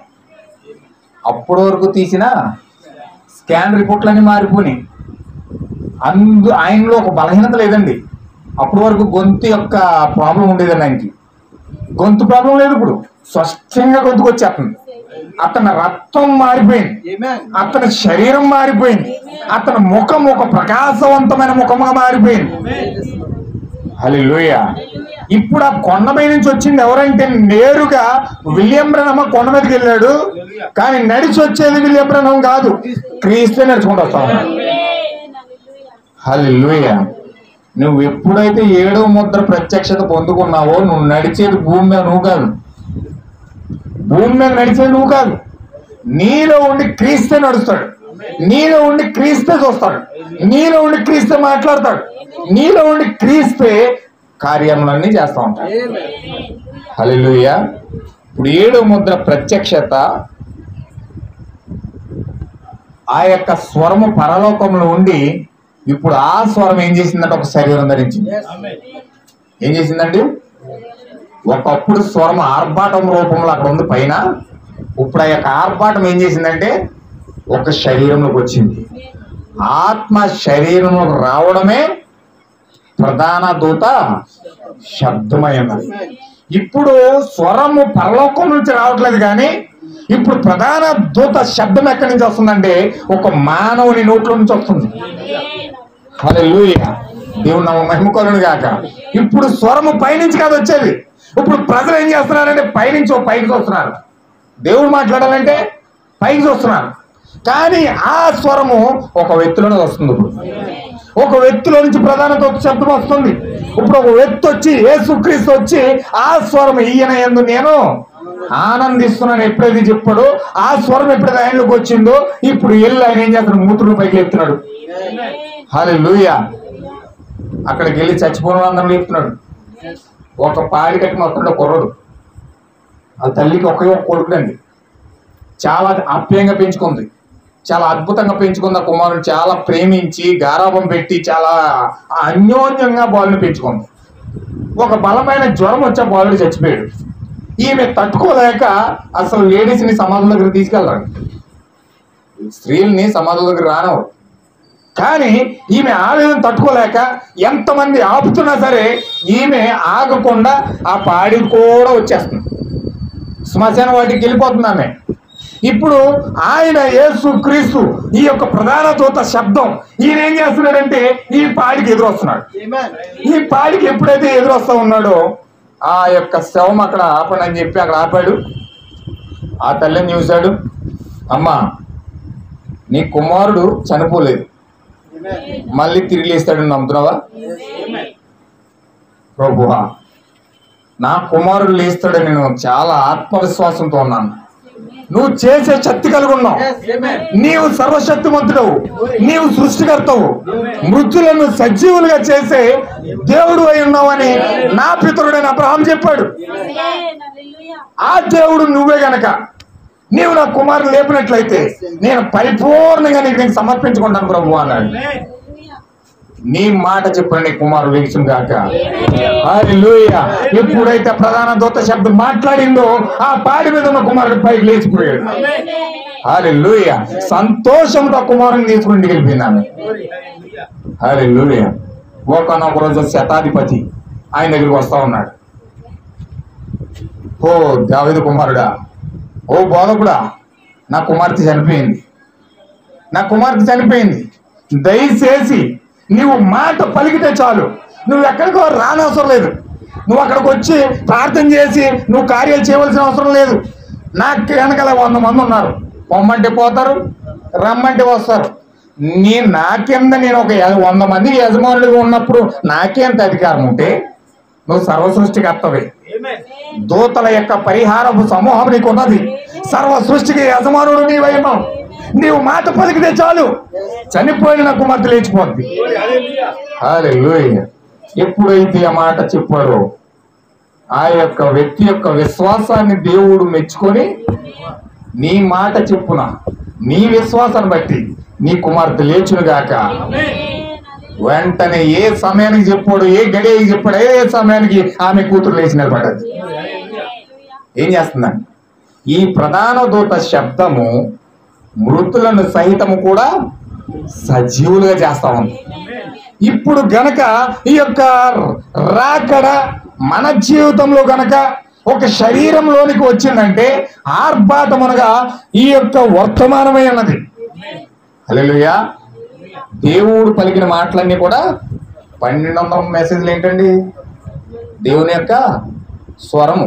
అందుకే బుక్ మీద రాసి ఉంటుంది వాయిస్ ఆఫ్ గాడ్. ఏమని ఉంటుందండి?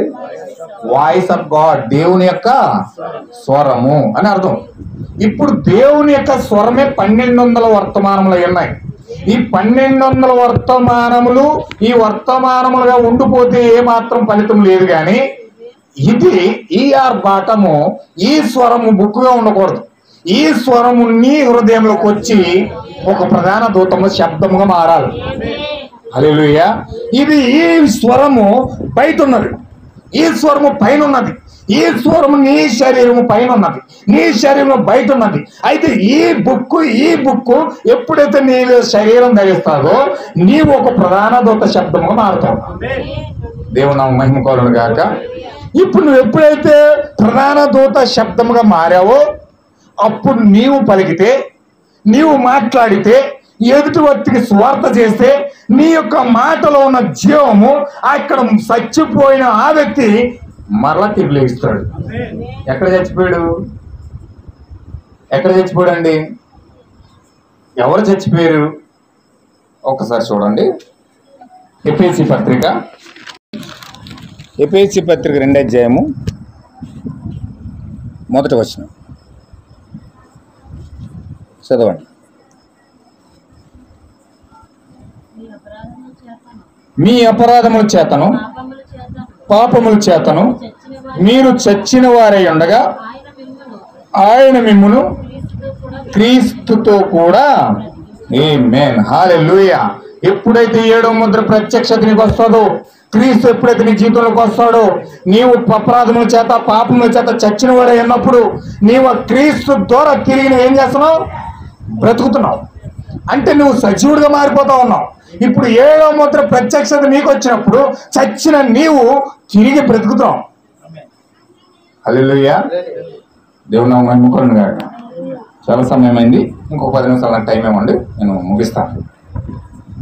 ఇప్పుడు ఏ విధంగా క్రీస్తు నీలోకి వచ్చి నువ్వు బ్రతికావో నీవు కూడా అపరాధముల చేత పాపముల చేత చచ్చిపోయిన వారిని నీ మాట ద్వారా, నీ స్వార్థ ద్వారా వాళ్ళని ఏం చేస్తున్నావు అంటే తిరిగి బతికిస్తున్నావు. అంటే నీలోకి ఏమొస్తుంది?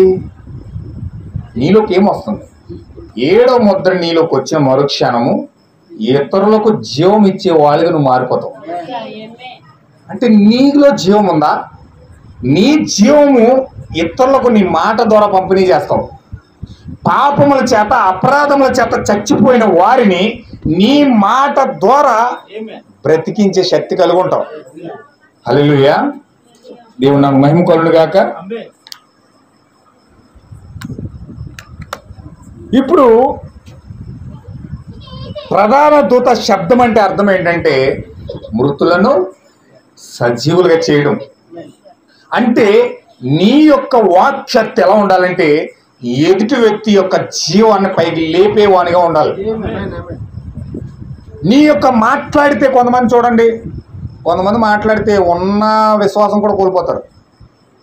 ఉన్న విశ్వాసం కూడా కోల్పోయి మొత్తం అక్కడ నులివెచ్చని స్థితి వచ్చేసి వాళ్ళ మాటను బట్టి ఆత్మలు అక్కడ సంచారం చేస్తాయి. వాళ్ళు ఏం మాట్లాడుతున్నారో అక్కడ ఆత్మలు ఉంటాయి. సపోజ్ సినిమాల కోసం మాట్లాడుతున్నారు అనుకోండి, అక్కడ సినిమాలకు సంబంధించిన ఆత్మలు అక్కడే ఉంటాయి. హల్లెలూయా. ఆ వ్యక్తి ఇలాగ ఈ వ్యక్తి ఇలాగని చాడీలు చెప్పుకుంటారు అనుకోండి, అక్కడ చాడీలు చెప్పే ఆత్మలు ఉంటాయి.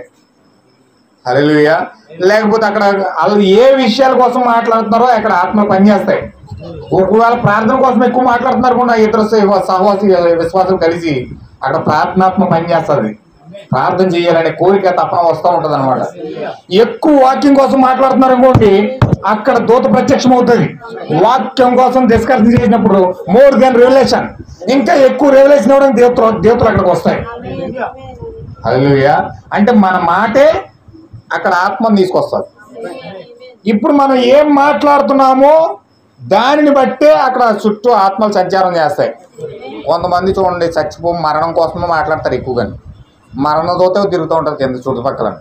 ఆ చీకటి అంతా కూడా మొత్తం మరణదోత ఘోష, ఒక రకమైన ఘోష. మీరు హాస్పిటల్కి వెళ్ళండి, హాస్పిటల్కి వెళ్తే హాస్పిటల్లో ఒక రకమైన ఘోషని పడుతుంది. మీకు ఒక భయంకరమైన వాతావరణం ఉంటుంది అక్కడ. ఎందుకంటే అక్కడ ఉన్నవాడు ఎలా ఉంటాడంటే చచ్చిపోతానో బతుకుతాను, ఏమవుతుందో ఏంటో ఎలాగుంటుందో పరిస్థితులన్నీ చూసి ఆ భయాందోళనలో వెళ్ళిపోతారనమాట. హల్లెలూయా. దేవుని నామమున మహిమ కలుగును గాక. కరోనా టైంలో చూశాను అది. ఎలాగంటే ఈ పక్కనే చచ్చిపోతున్నాడు అనుకోండి, ఈ వ్యక్తి టెన్షన్ వచ్చేది. వ్యక్తి టెన్షన్ పడిపోయి చచ్చిపోడు, ఆ వైరస్ వచ్చేసింది. ఇప్పుడు ఆ వైరస్ మనకు వచ్చేస్తే మనం అయిపోతామేమో, మనకి వచ్చేస్తుందేమో.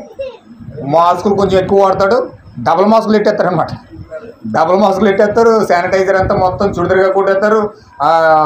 అన్నం తిన్నా, నీళ్ళు తాగినా, టిఫిన్ చేసినా, ఆ సెంటర్కి వెళ్ళి వచ్చినా మొత్తం రోజుకో శానిటైజర్ బాటిల్ అయిపోతుంది. అలా చేసేవారు కరోనా టైంలో. అంటే ఒక రకమైన భయాందోళన. దేని బట్టండి? ఆ ప్రదేశం బట్టి వాళ్ళు ఆలోచించే ఆలోచన బట్టి అక్కడికి ఆ పరిస్థితి వచ్చేసింది. హల్లెలూయా.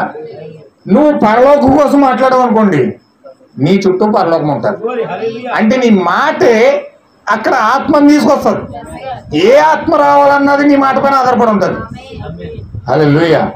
ఇక్కడ గనక ఇప్పుడు ప్రధాన దూత శబ్దం కనుక నువ్వు పొందుకొని ఈ వాక్యం కనుక నీలో శరీరం ధరిస్తే, ఈ వాక్యం కనుక నువ్వు ఆలోచిస్తూ ఉంటే, ఈ వాక్యం కనుక నువ్వు థింక్ చేస్తూ ఉంటే నీ మాట ఒక జీవంగా మారి ఎదుటి వ్యక్తికి జీవం ఇస్తావు. హల్లెలూయా. ఇప్పుడు పౌలు గారు ఎలాగయ్యాడంటే ఇప్పుడు ప్రధాన దూత శబ్దంగా మారిపోయాడు. వెళ్ళిన కాడల్లా జీవం ఇచ్చేస్తున్నాడు. అగ్రిప్రాజు అంటున్నాడు, కింద చదివితే మనకు అర్థమవుతుంది. ఏంటి పౌలా, ఎంత తేలిగ్గా నన్ను క్రైస్తవుడిగా చేసేద్దాం అనుకుంటున్నావు నువ్వు? నీ మాటలు ఏంటంటే నాకే క్రైస్తవుడు అయిపోవాలనిపిస్తుంది. హల్లెలూయా. ఒక రాజు, ఒక రోమీయుడు, ఒక శతాధిపతి, అలాంటి వ్యక్తి, ఒక భయంకరమైన విగ్రహారాధికుడు, అలాంటి వ్యక్తి ఈ పౌలు గారు మాటలు వినగానే ఏమని భయపడిపోతున్నాడు. ఇప్పుడు ఏంటి పౌలా, నీ మాటలు అంటే నాకు క్రైస్తవుడు అయిపోవాలనిపిస్తుంది. ఎంత తేలిగ్గా నువ్వు మనం మార్చేస్తావా? ఎక్కువ మాట్లాడితే నేను మారిపోయేలా ఉన్నాను. హల్లెలూయా. అంటే మన మాటలు ఆ విధంగా ఉండాలి. అందుకే యేసుక్రీస్తు చెప్తున్నాడు, మీ మాట ఎలా ఉండాలంటే ఉప్పు అయి ఉండాలన్నాడు. ఉప్పులో సారం పోతే అది కాలికి తొక్కడానికి పనికొస్తా తప్ప ఎంత మాత్రం కూడా అది కూరలోనూ అందులో వాడడానికి ఉపయోగపడదు. ఉప్పులో సారం పోయినట్లుగా మనం ఉండకూడదు, మనం ఉప్పే. కానీ ఉప్పు ఎలా ఉపయోగపడుతుంది అంటే అందులో సారం ఉందని చెప్పే ఉప్పు ఉపయోగపడుతుంది. అందులో సారం పోతే రోడ్ల మీద వేసి తొక్కేస్తారు శుభ్రంగా జనాలు. హల్లెలూయా. అందుకే మన యొక్క మాట ఎలా ఉండాలంటే ఉప్పు వలె ఉండాలి. హల్లెలూయా. ఉప్పు ఏ విధంగా కూరలోకి వెళ్ళిన తర్వాత ఉప్పు ఎక్కువైందని కూర తినలేరు. మళ్ళీ ఉప్పు ఎక్కువైతే కూర తినగలుగుతామండి, తక్కువైనా తినలేరు. అది సరి సమానంగా ఉంటేనే కూర అక్కడ టేస్ట్ ఉంటుంది. అలాగే మన జీవితాల్లో అతిగా వాగకూడదు, అతిగా మాట్లాడకూడదు, అలాగని తక్కువగా మాట్లాడకూడదు. ఎంత అవసరమో అంతగా మాట్లాడాలి. అలా మాట్లాడింప చేసేదే పరిశుద్ధాత్మ అన్నారు. ఇప్పుడు నీవు పరిశుద్ధాత్మగా మారిన మరుక్షణము, ఆ ప్రధాన దూత శబ్దముగా మారిన మరుక్షణము, నీవు మృతులను కూడా సజీవులుగా మార్చే శక్తిని పొందుకుని ఉంటావు. హల్లెలూయా. దాని దాటి ఇంకొకటి ఉంది. అదేంటంటే దేవుని బూర. దేవుని బూర ఏంటంటే పలకబడిన మాట. ఇప్పుడు పలకబడిన మాట నీ హృదయంలోకి వస్తుందో, ఇప్పుడు ఆ బూరను ఎప్పుడైతే పొందుకున్నాడో విలియం బ్రహ్మ్, ఫిన్లాండ్ వెళ్ళినప్పుడు బాలుని లేపించాడు. ఫిన్లాండ్ వెళ్ళినప్పటికీ ఆ చనిపోయిన బాలుడు యాక్సిడెంట్ అయ్యి కాలు ఒకటి వెళ్ళి అటు చెదిరిపోయింది, ఈ కాలు ఇటు చెదిరిపోయింది, కడుపులో పేగులు బయటకు వచ్చేసి పడున్నాడు అక్కడ. హల్లెలూయా. అక్కడ ఉన్న పురుషులను అడిగాడు, వాళ్ళందరూ ప్రజలందరిని అడిగాడు, ఈ వ్యక్తిని బతికిస్తానని దేవుడు నాకు రాశాడు, నాకు చెప్పాడు. కొన్ని సంవత్సరాల క్రితమే నేను ఈ యొక్క దర్శనం చూశాను. ఇదిగో నా బైబిల్ వెనకాల రాసుకున్నాను, దాన్ని నా బైబిల్ వెనకాల ఎక్కడే ఉన్నది. హల్లెలూయా. ఇదిగో అదే రకమైన టీషర్ట్ ఈ వ్యక్తి వేసుకున్నాడు, అదే రకమైన నిక్కర వ్యక్తి వేసుకున్నాడు. ఇక్కడ యాక్సిడెంట్ నేను చూశాను కొన్ని రోజుల క్రితం. దేవుడు దర్శనం నాకు చూపించాడు. ఇప్పుడు అదే దర్శనం నెరవేర్చడానికి సిద్ధంగా ఉంది. ఈ బాలుడు గనక బ్రతికితే మీరు ఎంతమంది యేసుక్రీస్తుని నమ్ముతారని అడిగాడు. హల్లెలూయా. చెప్పినప్పుడు వాళ్ళందరూ కూడా యాక్సెప్ట్ చేశారు. ఇదేంటి అలాంటి వ్యక్తి కాలు అక్కడ పడ్డది, కాలు ఇక్కడ పడ్డది, కడుపులో పేగులు బయటకు వచ్చి చచ్చిపోయాడు, ఆ వ్యక్తి బ్రతకడం సాధ్యమా? అలా చేయడం సాధ్యమా? అది అసలు అవ్వదే. డాక్టర్లు కూడా చేయలేని కార్యం అది. ఇప్పుడు వ్యక్తి ఎలా మార్చేస్తాడు, ఎలా బ్రతికిస్తాడు? చాలా విచిత్రంగా వాళ్ళు చూస్తూ ఉన్నారు. వెంటనే కాలు తీసుకొచ్చారు, ఈ కాలు చెదిరిపోయిన కాలు తీసుకొచ్చారు, ఆ కడుపులో పేగులు లోపల పెట్టాడు. ఎప్పుడైతే చిన్న ప్రార్థన చేశాడో క్షేమంగా, సురక్షితంగా, భద్రంగా, సజీవంగా ఆ కుమారుడు అక్కడ నిలబడ్డాడు. హల్లెలూయా. ఆ యొక్క ప్రధాన దూత శబ్దము చనిపోయిన బాలుని లేపేసింది. హల్లెలూయా. ఒక స్త్రీ 2 రోజుల క్రితం చనిపోయాడు. ఒక బాలుడు 2 రోజుల క్రితమే చనిపోయాడు, హాస్పిటల్లోనే చనిపోయాడు. మృతులు సజీవులు అవుతున్నారని విన్నదిమే. విలియం బ్రహ్మ్ ప్రార్థిస్తే చనిపోయిన వారు సైతం లేస్తున్నారని ఈ యొక్క సహోదరి విన్నది. హల్లెలూయా. ఆ సహోదరి విని ఆ చచ్చిపోయిన బాలుని ఒకసారి ఆ టవల్లో చుట్టేసుకుని వచ్చేసి, వర్షం వస్తుంది, తడుచుకుంటూ వచ్చేసింది, తడుచుకుంటూ వచ్చేసి ప్రార్థన వరుసలు జరుగుతుంటే ఆయా ప్రార్థన వరుసలో నిలబడింది. హల్లెలూయా. దేవుడు విలియం బ్రహ్మ్ దర్శనం చూపిస్తున్నాడు. దర్శనం ఎలా చూపిస్తున్నాడంటే, నీ కొరకు చనిపోయిన బాలుడు వచ్చాడు అక్కడికి, ఆమె కొరకు నువ్వు ప్రార్థన చేయి, ఆ బాలుడు బ్రతుకుతాడు. ఎప్పుడైతే దర్శనం చూశాడో, ఇతను ప్రార్థన వరుస ఒక 300 మంది లైన్ ఉన్నది, ఆ లైన్ అంతా దాటుకునే చివరికి వచ్చేసాడు. హల్లెలూయా. సహోదరి ఇలా రమ్మన్నాడు. ఆమె ఫ్రెంచ్ భాష మాట్లాడుతుంది. ఫ్రెంచ్ భాష ఈయనకి రాదు. ఒక ట్రాన్స్లేషన్ పెట్టాడు ఇక్కడ. అతను పిలిచి ఆమె సహోదరి ఇక్కడికి వచ్చింది. ఆమె ఏంటి ప్రాబ్లం అన్నాడు. నా కుమారుడు చనిపోయాడు, ఇక్కడ ఖచ్చితంగా యేసుక్రీస్తు నా కుమారుని సజీవుడిగా చేస్తాడనే విశ్వాసం నాకు ఉన్నది, అందుకని నేను ఇక్కడికి వచ్చానని చెప్పి ఎప్పుడైతే ఆమె యొక్క సాక్ష్యము ఆ ఫ్రెంచ్ భాషలో ఈ వ్యక్తి ట్రాన్స్లేట్ చేశాడో, నీ విశ్వాసాన్ని దేవుడు గౌరవించాడు. నేను ప్రార్థిస్తున్నప్పుడు దేవుడు నాకు దర్శనం చూపించాడు. ఇప్పుడు నీ కుమారుడు సజీవుడిగా మారిపోతా ఉన్నాడని చెప్పి ఎప్పుడైతే ఆ కుమారుడిని చేతుల నుంచి ప్రార్థన చేశాడో, 2 రోజుల క్రితం చనిపోయిన ఆ బాలుడు సజీవుడు అయిపోయాడు. హల్లెలూయా. ఎక్కడుంది ఆ యొక్క ప్రధాన దూత శబ్దం? ఎక్కడుందండి? విలియం బ్రహ్మంలో ఉంది. ఆ ప్రధాన దూత శబ్దం ఎప్పుడైతే ఆ మాట పలికాడో, పలికిన మరుక్షణమే మృతుడైపోయిన కుమారుడు బతికిపోయాడు. హల్లెలూయా.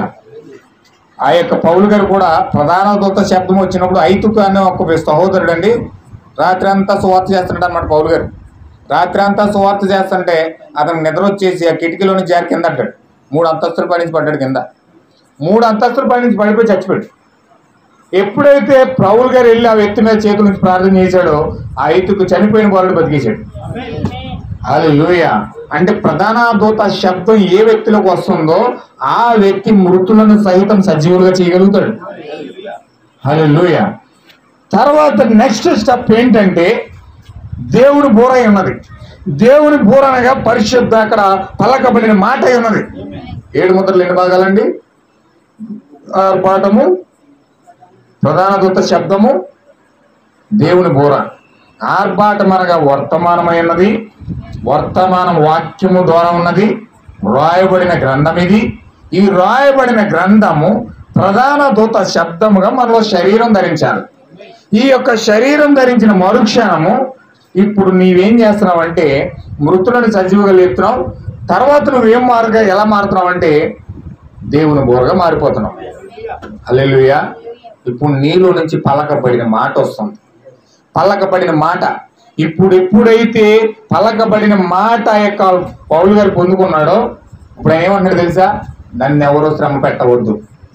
యేసుక్రీస్తు యొక్క ముద్రలు, 7 ముద్రల యొక్క ప్రత్యక్షత నా జీవితంలో శరీరం ధరించాను. ఇప్పుడు నన్నెవరు శ్రమ పెట్టవద్దు. నేను జీవించటం నేను కాదు, క్రీస్తే నా యందు జీవిస్తా ఉన్నాడు. హల్లెలూయా. నేను మాట్లాడుతున్నా నా మాటలు కాదు, ప్రభు యొక్క ఆజ్ఞలు నా ద్వారా మాట్లాడుతూ ఉన్నాడు. దేవుడు నా ద్వారా మాట్లాడుతూ ఉన్నాడు. దేవుడు నాలో శరీరం ధరించాడు. నేను క్రీస్తుని పోలి నడుచుకున్నాను, మీరు నన్ను పోలి నడుచుకున్నట్టు అంటే ఎలా మారిపోయి చూడండి. అసలు బైబిల్లో నన్ను పోలి నడుచుకోండి, ఒక మనిషిని పోలి నడుచుకోండి అని చెప్పిన మనిషి ఏ మనిషి అని ఉన్నాడండి? ఒకే ఒక్కొక్క చెప్పాడు, అదే పౌలు గారు చెప్పాడు. నన్ను పోలి నడుచుకోండి అని చెప్పిన అది ఎంత పెద్ద మాట అండి. అది ఒక మనిషిని పోలి నడుచుకోవడం ఏంటి? ఒక మనిషిని పోలి ఒక వ్యక్తి జీవించగలరా? కానీ పౌలు గారు ఎంత బలమైన మాట మాట్లాడుతున్నాడంటే నేను క్రీస్తుని పోలి నడుచుకున్నాను, మీరు నన్ను పోలి నడుచుకోండి అంటా ఉన్నాడు. హల్లెలూయా. అందుకే ఈ కాలం యొక్క ప్రవర్తన అన్నాడు, పౌలు ఏది బోధించాడు నేను ఏది బోధించాను. పౌలు పరలోకం ఉంటే నేను కూడా పరలోకం వెళ్తాను. హల్లెలూయా. ఈ కాలంలో ఈ యొక్క ప్రవర్తన సన్సెట్ మౌంటైన్ పైనకి వెళ్ళి 7 ముద్రల ప్రత్యక్షత తీసుకొచ్చి ఆయన ఏం చెప్తున్నాడు తెలుసా? ఇది నేను పలికే మాట. ఇది ఇప్పుడు అడ్డీ రైడ్ దగ్గరికి వెళ్ళి ఏమన్నాడు తెలుసా? యేసుక్రీస్తునామని పిల్లల జీవం కలుగుడుగా గంటలే. మీరు చదవండి, అక్కడ వర్తమానం చదవండి. యేసుక్రీస్తు నామములో నీకు కుమారుడికి జీవం కలుగుడుగా కంటలే. హల్లెలూయా. I give you. ఆయన ఇవ్వడం ఏంటండి? జీవం ఆయన ఇవ్వడం ఏంటి? ఇప్పుడు ఆయన యేసుక్రీస్తుగా మారిపోయాడు, ఆయనే పలకబడిన మాటగా మారిపోయాడు. I give you your holy ghost అన్నాడు. హల్లెలూయా. నేను నీ పరిశుద్ధాత్మని ఇస్తా ఉన్నా. చేప ఐ గివ్ యూ, ఆ చేపకు జీవం ఇస్తా ఉన్నాడు. హల్లెలూయా. ఇప్పుడు నీవు పలకబడిన మాట ద్వారా వెళ్ళినప్పుడు, ఆ స్థితిలోకి వెళ్ళినప్పుడు నీవేమంటావు తెలుసా? ప్రభువా ఇతనికి పరిశుద్ధాత్మ దయచేసి ప్రభు అనో, అలాగనో. ఐ గివ్ యూ, నేను ఇస్తున్నాను నీకు. హల్లెలూయా. ఇది ఆర్భాటంలోకి దేవుని బోరలోకి వెళ్ళిన వ్యక్తి యొక్క పలికే మాట. అది ప్రధాన దూత శబ్దంలోకి వెళ్ళిన వ్యక్తి ఏమో మృతులను సజీవులుగా మారుస్తాడు తన యొక్క సువార్త ద్వారా. హల్లెలూయా. ఇంకా చాలా కార్యాలు ఉన్నాయి, అవన్నీ మనకి చెప్పుకునే టైం కాదు ఇది. అయితే ముఖ్యమైన మూల కారణాలు ఇవి. ఇంకా చెరలో ఉన్న ఆత్మలకు సువార్త ఉంటుంది, చాలా కార్యాలు ఉన్నాయి అందులో. అవన్నీ దేవుని చిత్తం అయితే తర్వాత చూద్దాం. ఇప్పుడు ఈ యొక్క ప్రధానమైన 3 కార్యాల్లో మనిషి తన జీవితం ద్వారా యేసుక్రీస్తును శరీరం ధరించడమే రాకడై ఉన్నది. ప్రభు యొక్క రాకడ అంటే 7వ ముద్ర అనగా ప్రభు యొక్క రాకడ. ఎక్కడ రాకడ జరుగుతుందంటే ఒక మనిషిలో జరుగుతుంది. ఎలా జరుగుతుందంటే 3 కార్యాల ద్వారా. వాక్యము పలకబడింది, పలకబడిన వాక్యం నీలోకి వస్తా ఉంది, ఆర్భాటముగా మారుతూ ఉంది, ప్రధాన దూత శబ్దంగా మారుతుంది. దేవుని బోరగా మారిన మరుక్షణమే నీవు ఇతరులకు పరిశుద్ధాత్మనిచ్చేవాడుగా మారిపోతావు. హల్లెలూయా. ఇప్పుడు నీవు ఇతరులకు పరిశుద్ధాత్మని ఇస్తావు. పరిశుద్ధాత్మ కావాలంటే క్రైస్తవులు ప్రజ్ఞలు ఎవరైనా కావాలంటే దేవుడి దగ్గరికి వెళ్ళి మొరపెట్టక్కర్వద్దు. పరిశుద్ధాత్మ ఎవరు ఇస్తారు తెలుసా? నీవిస్తావు. ఎవరిస్తున్నారు? ఇప్పుడు ఒక రోజు అండి ఈ యొక్క దేవుని బోరగా మారిన పేతురు ఇటలీ పటాలం అనే ఒక ఊరు వెళ్ళి ఒక గదిలో ఉన్నాడు. ఒక గదిలో ఉంటే విశ్రాంతి తీసుకుంటా ఉన్నాడు, సేవ ఎక్కువ చేసి అలసిపోయి. ఇప్పుడు కొర్నేలి అనే ఒక వ్యక్తి పాస్టర్ గారండి పరిశుద్ధాత్మ కోసం ప్రార్థన చేస్తున్నాడు. అతను ఒక అన్యుడు, అతను పరిశుద్ధాత్మ కోసం ప్రార్థన చేస్తా ఉన్నాడు. ఇప్పుడు దేవుని దూత గాబ్రియల్ దూత ఎప్పుడైతే ఈ యొక్క కొర్నేలు దగ్గరికి వెళ్ళిందో, ఈ కొర్నేలు ఏం చేస్తుందో తెలుసండి, నీవు పరిశుద్ధాత్మ కావాలంటే అక్కడ ఇటలీ పటాలం అనే ప్రాంతంలో పేతురు అనే ఒక వ్యక్తి ఉన్నాడు, ఆ వ్యక్తిని తీసుకొస్తే నీకు పరిశుద్ధాత్మ వస్తాడు. ఆమేన్, హల్లెలూయా. ఇప్పుడు ఆ యొక్క పరిశుద్ధాత్మ నీ జీవితంలోకి రావాలంటే పేతురు దగ్గరికి వెళ్ళాలి. ఎక్కడుంది పరిశుద్ధాత్మ? దేవుడి దగ్గర లేదు. దేవుడు డైరెక్ట్ గా వచ్చి నీకు పరిశుద్ధాత్మ ఇవ్వడు. ఇప్పుడు ప్రభువా అనే పరిశుద్ధాత్మే, ప్రభువా అనే పరిశుద్ధాత్మే అంటే ఆయన ఏమివ్వడు, ఆయన రాడు కూడా, ఆయన ఇవ్వలేడు కూడా. అధికారం ఎవరికి ఇచ్చాడంటే ఇక్కడ పేతురికి ఇచ్చాడు. వెళ్ళి పేతురు దగ్గరికి వెళ్ళి పేతురుని తీసుకురండి. ఎప్పుడైతే పేతురు వచ్చి కొర్నేలు దగ్గరికి వచ్చి అతను ప్రార్థిస్తూ ఉన్నాడో, ప్రసంగం చేస్తా ఉన్నాడో, ఆ ప్రసంగంలో నుంచి పరిశుద్ధాత్మ వాళ్ళ హృదయంలోకి వెళ్ళిపోయింది. ఆమేన్, హల్లెలూయా. ప్రసంగంలో నుంచి పరిశుద్ధాత్మ ఎప్పుడైతే వాళ్ళకి వెళ్ళిపోయిందో, ఇప్పుడు పేతురు గారు చెప్పినాడు, మీరు బాప్తిజం పొందకుండా ఎవడైనా అభ్యంతరపరచగలడా? అదిగో బాప్తిజం పొందండి, యేసు క్రీస్తు నామమందు బాప్తిజం పొందమని మీకు ఆజ్ఞాపిస్తా ఉన్నాను అంటాడు. హల్లెలూయా. ఇప్పుడు పరిశుద్ధాత్మ నీవు ఇచ్చే స్థితిలోకి వెళ్ళిపోతావు. పరిశుద్ధాత్మ ఇచ్చే స్థానంలోకి మనం వెళ్ళాలి. మృతులను సజీవులుగా చేసే స్థానంలోకి మనం వెళ్ళాలి. ఆర్భాటం ఎప్పుడైతే మన హృదయాల్లోకి వస్తుందో, ఈ ఆర్భాటము ద్వారా మనము మృతులను సజీవులుగా చేసే శక్తిని మనం పొందుకుంటా ఉన్నాం. హల్లెలూయా. పలకబడిన మాట ద్వారా ఎప్పుడైతే ఆ స్థితిలోకి వెళ్ళాడో, విలియం బ్రనహం ఉడతలతో మాట్లాడుతూ ఉన్నాడు. ఉడతలతో ఎప్పుడైతే మాట్లాడాడో, ఆ మాట్లాడిన మరుక్షణం అసలు ఎండిపోయిన కొమ్మ మీద ఉడత ఉండదు. ఎండిపోయిన కొమ్మ మీద ఉడత ఉండదండి. కానీ ఇతను పరీక్షించుకున్నాడు, నేను ఇంకా దేవుని బోర పొందుకున్నానా లేదా, దేవుని బోర నాలోకి వచ్చిందా లేదా చెక్ చేసుకుంటున్నాడు. దేవుడు మాట్లాడమన్నాడు, నీవు పొందుకున్నావు, అది మాట్లాడంటున్నాడు. ఈయనకి ఇంకా సందేహంగా ఉంది. సందేహంగా ఉండి ఎండిపోయిన కొమ్మ మీద చివరన ఉండాలని పలికాడు. ఎప్పుడైతే పలికాడో ఎండిపోయిన చివరి కొమ్మ మీద ఉందా ఉడత. ఇప్పుడు కాల్చమన్నాడు. కాల్చమంటే కాల్చేసాడు. కాల్చేసిన తర్వాత వెళ్ళి తెచ్చుకోమన్నాడు ఆ ఉడతనే. అయినా ఇతను కలగానే ఉంది, కళ అనుకున్నాడు. అది హల్లెలూయా. ఇది కళనే, ఇది కళ అనుకుంటూ అక్కడికి వెళ్ళి ఆ ఉడతను తీసుకుని దాన్ని ఎలా ముట్టుకున్నాడు. దానికి యొక్క తలకాయలో నుంచి రక్తం వచ్చింది. రక్తం ఎప్పుడైతే టచ్ చేసాడో అప్పుడు ఇది రియాలిటీ అని నమ్మకం వచ్చింది. అప్పుడు దాకా నమ్మలేదు, బ్రహ్మంగా కళ అనుకుంటున్నాడు అది. అయితే ఎప్పుడైతే రక్తాన్ని టచ్ చేసాడు, అయిపోయింది నిజం. మళ్ళీ వచ్చి మళ్ళీ మోకాలు కూర్చున్నాడు. ఇక్కడ మళ్ళీ 11 మంది పరిశుద్ధాత్మ, మళ్ళీ ఇంకో చోట్ల పలికాడు. అక్కడ పలికిన తర్వాత అది ఉడత వచ్చింది. అలా 3 ఉడతలు పలికాడు. హల్లెలూయా. 3 ఉడతలు ఎందుకు పలికాడు అంటే అది 3 ఇడుపులు పరిచర్య చేసే స్థితిలోనికి ఇప్పుడు విలియం బ్రనహం వెళ్ళిపోయాడు. 3వ పిడుపు పరిచర్య నీకు ఎప్పుడు జరుగుతుందంటే ఆ యొక్క దేవుని బోర పొందుకున్న మరుక్షణమే నీలో తాడుపులు ఆపరేట్ అవుతుంది. హల్లెలూయా. నీలో తాడుపులు ఆపరేట్ అవ్వాలంటే ఇక్కడ దేవుని బోర పొందుకోవాలి. దేవుని బోరగా నీవు మారాలి. నువ్వు ఎప్పుడైతే దేవుని బోరగా నువ్వు మారుతావో ఇక్కడ తాడుపులు ఆపరేట్ అవుతుంది. హల్లెలూయా. ఖచ్చితంగా నా ప్రియమైన సహోదరులారా, 1963లో దేవుడు ఒక గ్రంథం రూపం దిగొచ్చాడు. వధువు పరలోకం నుంచి భూమి మీదకి వచ్చింది. అయితే ఆ శ్వాసము, ఆ భాగము నీవు పొందుకున్నప్పుడు ఖచ్చితంగా నీవు ఆర్భాటముగా ప్రకటించబడిన ఈ గ్రంథము, స్వరము రూపంలో ఉన్న ఈ గ్రంథము నీలోకి ఎప్పుడైతే వస్తుందో నీవు ప్రధాన దూత శబ్దంగా మారుతా ఉన్నావు. నీవు ప్రధాన దూత శబ్దంగా నువ్వు మారినప్పుడు నీవు ఆ యొక్క పరిచర్యను చేసేసిన తరువాత నీవు సక్రమంగా, నిదానంగా, వాక్యానుసారంగా ఆ పరిచర్యను కంప్లీట్ చేసినప్పుడు దేవుడు నిన్ను దేవుని బోరలో తీసుకెళ్తా ఉన్నాడు. పల్లకబడిన మాటలోనే తీసుకెళ్తా ఉన్నాడు. పల్లకబడిన మాట ద్వారా నీవు యేసు క్రీస్తు వదిలేసిన ఆ సగభాగమును కంప్లీట్ చేసిన తరువాత దేవుడు నిన్ను రూపాంతరపరిచి మధ్యాకాశంలో తీసుకెళ్తా ఉన్నాడు. అది ఎత్తబోటై ఉన్నది. ఎవరు ఎత్తబడతారంటే ఎవరైతే ఆర్భాటము ప్రధాన దూత శబ్దముగా మారి, ప్రధాన దూత శబ్దము దేవుని బోరగా మారి, దేవుని బోరగా మారిన మరుక్షణమే వారు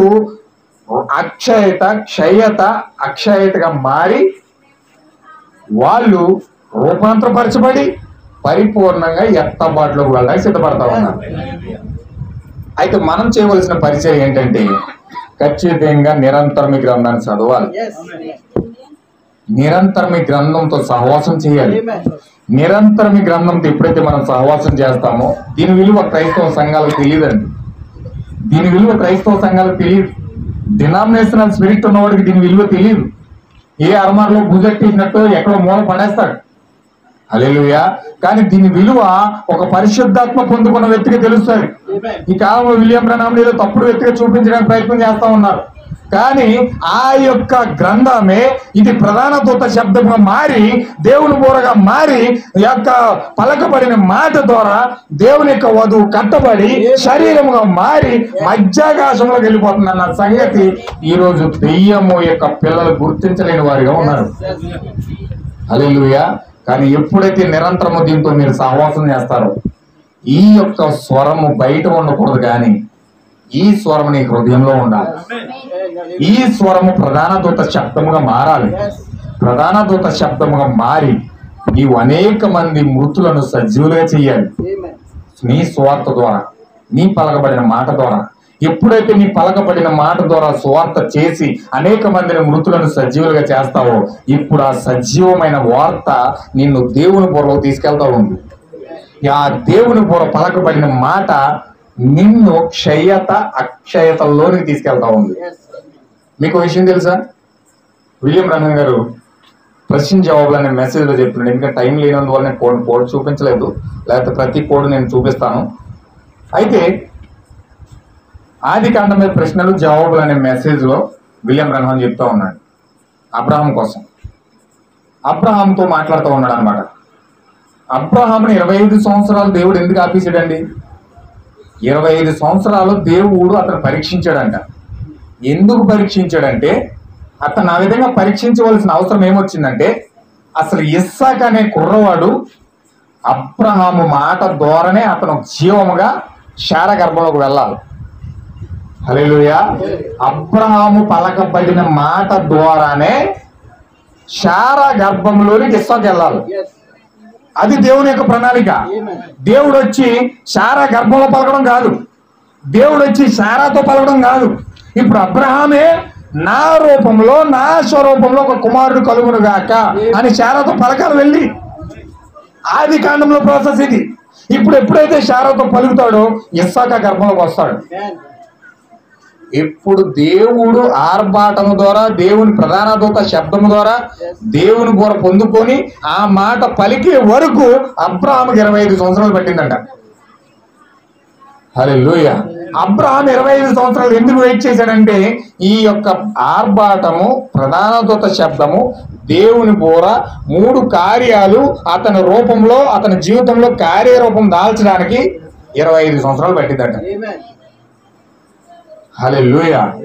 25 సంవత్సరాల తర్వాత అతను ఒక కార్యరూపంలోకి వచ్చి ఇప్పుడు శారా దగ్గరికి వెళ్ళి పలుకుతా ఉన్నాడు. నా స్వరూపంలో, నా రూపంలో ఒక కుమారుడు కలుగును గాక అని ఎప్పుడైతే పలికాడో అప్పుడు శారా ప్రెగ్నెంట్ అయింది. హల్లెలూయా. ఇప్పుడు మనము మన జీవితంలో వాగ్దాన కుమారుడు రావాలంటే మనమే పలకాలి. వాగ్దాన కుమారుడు ఎవరు? వాగ్దాన కుమారుడు ఎవరు? ప్రభు అయిన యేసుక్రీస్తు అయి ఉన్నాడు. ఇప్పుడు ప్రభు అయిన యేసుక్రీస్తు నీ జీవితంలో శరీరం ధరించాలంటే నీ పలకబడిన మాట ద్వారా నీవు విశ్వాసం పొందుకుని పలికిన తరువాతే అప్పుడు నీవు మనుష్య కుమారుని యొక్క ప్రత్యక్షతగా మారుతావు. మనుష్య కుమారుని యొక్క ప్రత్యక్షతగా నువ్వు మారాలంటే హల్లెలూయా నీవు పలకాలి. పలకాలంటే ఆర్భాటమే స్వరము నీరు ప్రధాన దూత శబ్దంగా మారాలి. ప్రధాన దూత శబ్దము దేవుని బోరగా మారాలి. ఆ పలకబడిన మాట నిన్ను మనుష్య కుమారుని యొక్క ప్రత్యక్షతగా మారుస్తుంది.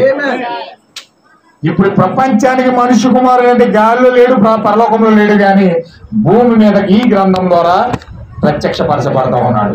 ఈ గ్రంథం ద్వారా తయారవుతూ ఉన్నాడు. ఈ గ్రంథం ద్వారా ఏర్పాటు చేయబడతా ఉన్నాడు. హల్లెలూయా. చూడండి, ఒక విగ్రహం ఉంటుంది, కడతారు, చేతులు ఎడతారు, కాళ్ళు ఎడతారు, ఆ తలకాయ ఎడతారు, అన్ని పెట్టిన తర్వాత లాస్ట్ ఏం చేస్తారంటే ఆ విగ్రహాన్ని ముసుగు తీస్తారు.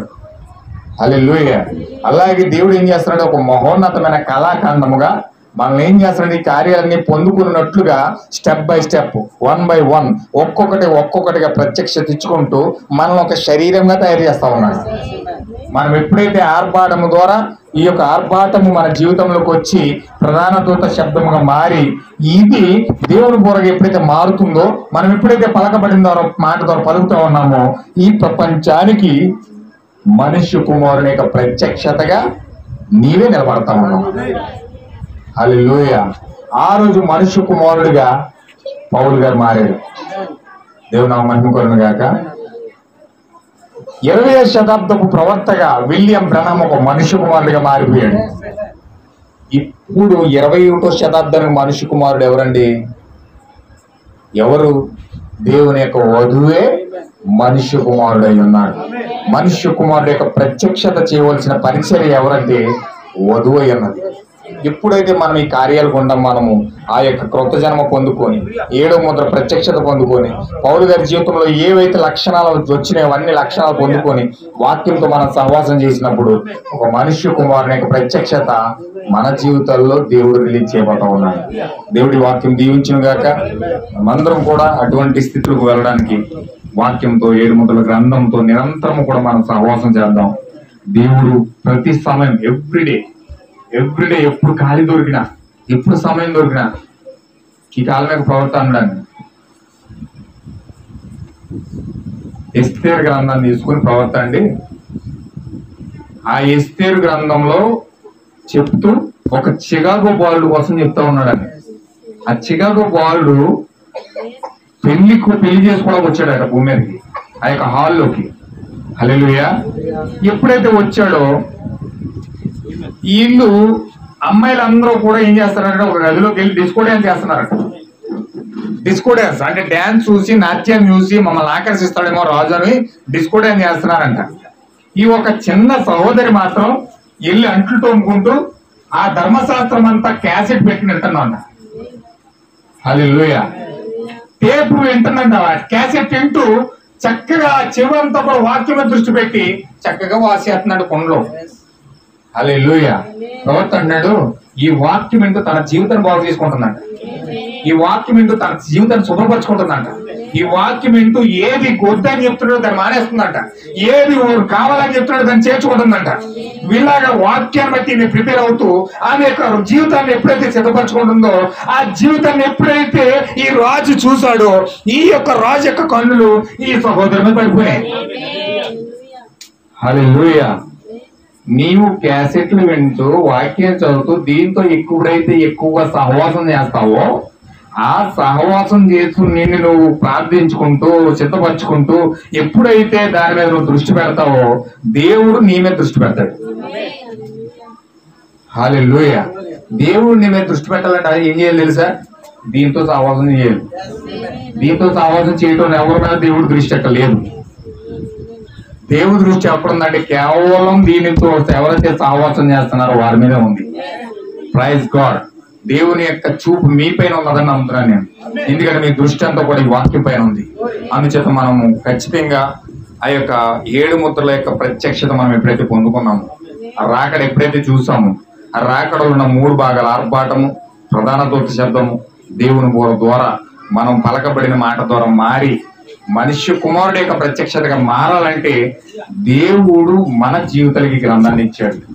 అందుచేత మనం ఈ గ్రంథాన్ని హత్తుకుందాం, చదువుదాం, ప్రార్థన చేద్దాం. దేవుని ఎక్కువైన కృప వెంబడి కృప మనం పొందుకుంటూ మహిమల్లోనికి మనం వెళ్ళడానికి ప్రయాసపడదాం. దేవుడి వాక్యం దీవించును గాక. ప్రార్థన చేద్దాం.